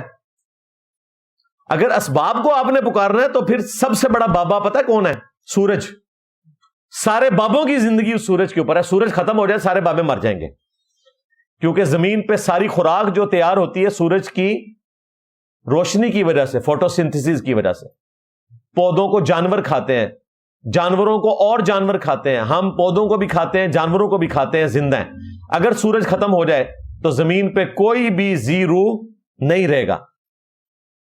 ہواؤں کا چلنا، بارش کا برسنا، کھیتی کا اگنا، فروٹ کا لگنا، یہ سب کچھ سورج کے اوپر ڈیپینڈنٹ ہے۔ کیا ہم نے کبھی مدد کے لیے سورج کو پکارا؟ ہم اللہ سے مدد مانگتے ہیں۔ بارش کے لیے ہم کسی فرشتے کو نہیں پکارتے، ہم اللہ کو پکارتے ہیں۔ تو جھگڑا ہے مدد کے لیے پکارنے کا، باقی اللہ کی مرضی کہ فرشتے کے ذریعے بارش برسا دے، ہواؤں کے ذریعے برسا دے، یہ اس کی مرضی، آپ نے اللہ کو پکارنا ہے۔ وَتَعَاوَنُوا عَلَى الْبِرِّ وَالتَّقْوَى وَلَا تَعَاوَنُوا عَلَى الْإِثْمِ وَالْعُدْوَانِ، یہ تو عام اسباب ہیں، یہ آپ اختیار کریں گے۔ آپ کو حیران کن بات بتاؤں، پیر میر علی شاہ صاحب نے غیر اللہ سے مدد مانگنے کے اوپر جو آیت کوٹ کی ہے وہ یہی ہے، وَتَعَاوَنُوا عَلَى الْبِرِّ وَالتَّقْوَى وَلَا تَعَاوَنُوا عَلَى الْإِثْمِ وَالْعُدْوَانِ. وہ کہتے ہیں اس سے ثابت ہوا کہ مرے ہوئے بزرگ سے آپ مدد لے سکتے ہیں، کیونکہ قرآن میں ہے کہ نیکی اور پرہیزگاری کے کاموں میں ایک دوسرے کی مدد کرو، برائی میں الگ رہو. یہ قرآن نے ہمیں حکم دیا کہ قبر والوں سے جا کے مانگو. یہ اعلیٰ حضرت گولڈوی صاحب لکھ رہے ہیں، جن کا کہتے ہیں انجینئر صاحب آپ ان کے ناخن کے بھی برابر نہیں ہیں. یہ تو قیامت والے دن پتا چلے گا کہ ہمارے کسی اسٹوڈنٹ کے ناخن کے برابر بھی یہ بزرگ نکلتے ہیں کہ نہیں، کہ جس کی توحید جو ہے وہ 24 کیرٹ سونا ہے. جن لوگوں کا قرآن کا فہم کا یہ لیول ہے کہ اس آیت سے وہ غیر اللہ سے مدد مانگنا نکال رہے ہیں. وَتَعَاوَنُوا عَلَى الْبِرِّ وَالتَّقْوَى وَلَا تَعَاوَنُوا عَلَى الْإِثْمِ وَالْعُدْوَانِ. تو ٹھیک ہے، پھر میں اپنا ایک اسٹوڈنٹ لے کے جاتا ہوں ان بزرگوں کے دربار پہ، اور میں اسے کہتا ہوں کہ میرے موٹر بائک کے اوپر آٹے کی ایک بوری لوڈ کروا دو. وَتَعَاوَنُوا عَلَى الْبِرِّ وَالتَّقْوَى وَلَا تَعَاوَنُوا عَلَى الْإِثْمِ وَالْعُدْوَانِ.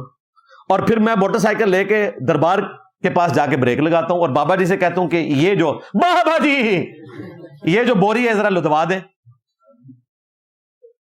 تو آپ کا کیا خیال ہے کہ بابا جی قبر سے نکل کے لدوائیں گے؟ کیونکہ وہ اب اس دنیا سے جا چکے، ظاہری ثواب میں آتے ہی نہیں ہے. یہ ان لوگوں کی قرآن فہمی کا حال تھا، اور ان لوگوں کی دھونسے ہمیں یہ لوگ لگاتے ہیں. ان کی توحید آپ دیکھ لیں کہ کس لیول کی تھی. لاسٹ مسلم عقیدہ نمبر 12، یہ میں نے اینڈ پہ رکھا تھا. میں نے کہا یہ میں اینڈ پہ بیان کروں تاکہ ساروں کو ایک ہی دفعہ لپیٹا مار دیا جائے، جو ہم سے بھی لوگ گلا کرتے ہیں. قرآن میں یہ عقیدہ آیا وَلَا تَسُبُّوا الَّذِينَ يَدْعُونَ مِن دُونِ اللَّهِ فَيَسُبُّوا اللَّهَ عَدْوًا بِغَيْرِ عِلْمٍ. لوگوں کے جھوٹے خداؤں کو گالی مت دو انجانے میں، کہیں وہ تمہارے سچے خدا کو گالی نہ دے. بالکل میں آپ کے ساتھ ہوں، کسی کے جھوٹے خدا کو گالی نہیں دینی چاہیے، لیکن لوگوں کے جھوٹے خداؤں کا جھوٹ ہونا یہ تو ہم بتائیں گے نا، گالی نہیں دیں گے، بالکل نہیں دیں گے. اچھا، یہ آیت پڑھ کے مجھے کہہ رہے ہوتے ہیں کہ جن سے ہمارے بزرگوں کو آپ برا نہ کہا کریں. اس کا مطلب ہے تم مجھے یہ بتانا چاہ رہے ہو کہ تمہارے بزرگ تمہارے خدا ہیں؟ تو مسئلہ ہی ختم ہو گیا. آپ نے خود خدا ڈکلیئر کر دیا ان کو. اور یہ کافروں کے بارے میں ہے کہ کافروں کے جھوٹے خداؤں کو برا نہیں کہنا. اگر مسلمانوں میں گھس کے کوئی جھوٹا خدا کلیم کرے انہوں لمحہ پا لینا ہے. ہاں، ان کے اوپر منافقین والی آیات لگتی ہیں. پاکستان کا اگر کوئی فوجی غداری کرے گا تو قتل ہوگا. ہاں، پاکستان کے دشمن ملک کا فوجی غداری کرے گا تو اسے جنیوا کنونشن والے رائٹس ملیں گے. کیوں؟ وہ دشمن ملک ہے، اسے رائٹس ہیں. اپنا اگر غداری کرے گا تو سیدھا ٹانگا جائے گا. اس طریقے سے کافروں کے جھوٹے خداؤں کی تو رسپیکٹ ہوگی. مسلمانوں میں جو مسلمانوں کی پیٹھ میں چھرا گھونپیں گے ان خداؤں کی، ان بزرگوں کی کوئی رسپیکٹ نہیں ہوگی. ذہن میں رکھیے گا، قرآن کی تعریف نہ کیا کریں، اس کا فرق سمجھیں. اور اگر پھر بھی نہ سمجھ آئے تو مجھے بتائیں کہ بریلویوں کے بزرگ دیوبندیوں کے بزرگوں کی، یعنی کہ ان کے جھوٹے خداؤں کی کتنی عزت کرتے ہیں؟ سیدھا کافر کہتے ہیں. دیوبندی ان کے بزرگوں کی کتنی عزت کرتے ہیں؟ آپ کے سامنے مناظرے دیکھ لیں، قلعے ٹھوکتے ہیں. تو جو جرم تم خود کر رہے ہو اس سے کسی دوسرے کو کیسے منع کر سکتے ہو؟ تو یہ آیت مبارکہ کافروں سے متعلق ہے. اور الحمدللہ میں نے کبھی کسی بزرگ کو گالی نہیں دی. کوئی بتائے کہ میں نے کبھی غوث پاک کو گالی دی ہو، کبھی داتا صاحب کو گالی دی ہو، کبھی ان کے بنائے ہوئے سلطان الہند کو گالی دی ہو. میں ان کے عقائد بیان کرتا ہوں، قرآن و سنت سے پوسٹ مارٹم کرتا ہوں، جس طرح آج میں نے کر دیا. اب یہ ویڈیو قیامت تک نظر آتی کونسل کو بھی ہانٹ کرے گی اور ان سارے مولویوں کو ہانٹ کرے گی، کیونکہ میں نے تو آج چیپٹر کلوز کر دیا. یہ جواب دیں گے ان چیزوں کا. اب بریلویوں کا عقیدہ سنیں. فتاوی رضویہ میں اعلی حضرت لکھتے ہیں، سبحان السبو کتاب میں بھی، جب دیوبندیوں نے یہ کہا، اعلی حضرت وابی دیوبندی اہل حدیث دونوں کو اکٹھا کر کے کہتے ہیں کہ اللہ تعالی جھوٹ نہیں بولتا لیکن جھوٹ بولنے پر قادر ہے، نعوذ باللہ. یہ ایک محال اور مقدور کی بحث ہے. میں نے کافی دفعہ اس کو ڈسکس کیا ہے کہ اللہ تعالیٰ کی طرف کوئی نٹوریس چیز آپ منسوب نہیں کر سکتے. اللہ تعالیٰ کیا جھوٹ بولنے پر قادر ہے یا نہیں، اس کا جواب ہم یہ دیں گے کہ جھوٹ بولنا اللہ کے لیے محال ہے. اس میں اللہ کی قدرت کا نقص نہیں ہے، بلکہ یہ ایک نٹوریس چیز ہے. اس کا نقص ہے کہ قدرت میں داخل نہیں، کیونکہ جو جھوٹ بولتا ہے وہ خدا نہیں، اور جو خدا ہے وہ جھوٹ نہیں بولتا. جو بندیوں نے کہا نہیں جھوٹ بول سکتا ہے لیکن بولے گا نہیں. اس پہ اعلیٰ حضرت نے گریفت کرنی شروع کی, اور پھر اعلیٰ حضرت آپ کو پتا ہے پھر وہ کوئی لحاظ نہیں کرتے تھے. کرتے کرتے انہوں نے پھر سیدھے ہو گئے, انہوں نے کہا وہابیوں کا خدا چور ہے. ہاں نعوذ باللہ. اور پھر جو گالی نکال سکتے تھے وہابیوں کا خدا کہہ کے انہوں نے ساری گالیاں نکالی. چور, زناکار, شرابی, اور پھر انہوں نے کہا پخانہ کرتا ہے, وہ سارے کے سارے. اب جب ہم نے یہ پیش کیا, میں نے نظراتی کونسل میں آدھے بریلوی بیٹھے, میں نے کہا اعلیٰ حضرت پہ لگاؤ 295A. اب یہ نہ کہنا کہ وہ گویا کہ یہ وہ نہ ڈائریکٹ وہ لکھ رہا ہے, اور وہ وہابیوں کے خدا کو کہہ رہا ہے. وہابیوں کا خدا کون سا ہے؟ اللہ ہی ہے. تو پتہ کیا کہیں گے آپ کو, نہیں گویا کہ, اور گویا کہ تو بات کی بات ہے, گالی نکالنے کا اختیار کیسے ہے؟ میں بھی کہتا ہوں مرنے سے پہلے اے مسلمان کر لے اس پہ غور. کتابوں کا خدا اور ہے, بابوں کا خدا اور.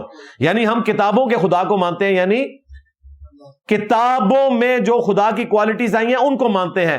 بابے جو کوالٹیز بتاتے ہیں وہ ہم نہیں مانتے. تو یہ مجھے کہتے تھے اس نے 2 خدا بنا لیے, اور خود اپنے اعلیٰ حضرت نے ڈائریکٹ وہابیوں کے خدا کو گالیاں نکالی ہوئی ہیں. ادھر کہتے ہیں نہیں گویا کے, چلو میں نے مان لیا گویا کے, لیکن چور کیوں کہہ رہے ہو, شرابی کیوں کہہ رہے ہو, بدکار کیوں کہہ رہے ہو, گالیاں کیوں نکال رہے ہو؟ اب تمہیں یہ آیت نہیں یاد آ رہی, وَلَا تَسُبُّوا الَّذِينَ يَدْعُونَ مِن دُونِ اللَّهِ, کہ لوگوں کے جھوٹے معبودوں کو گالی مت دو انجانے میں وہ تمہارے سچے معبود کو گالی نہ دے. تو بیسیکلی تو ان کے یہی عقیدے ہیں نا دوسروں کے بارے میں. احکام شریعت میں واضح طور پر اعلیٰ حضرت سے پوچھا گیا کہ یہ جو وہابی ہیں, یعنی کہ دیوبندی اور اہل حدیث اور شیعہ اور قادیانی کافروں کو اس کے ساتھ ذکر کیا, اور کہا یہود و نصارہ, جیوز اور کرسچنز, اور نیچری سر سید احمد خان کے ماننے والے, نیچر کے بلیو رکھنے والے لوگ, ان کے ذبیحے کا کیا حکم ہے؟ تو اعلیٰ حضرت نے فرمایا کہ یہ سب کے سب 1,00,000 دفعہ بھی اللہ کا نام لیں, ذبیحہ مردار رہے گا, اور یہ سب کے سب مرتد واجب القتل ہیں. یہ اعلیٰ حضرت کی قسمت تھی کہ انگریزوں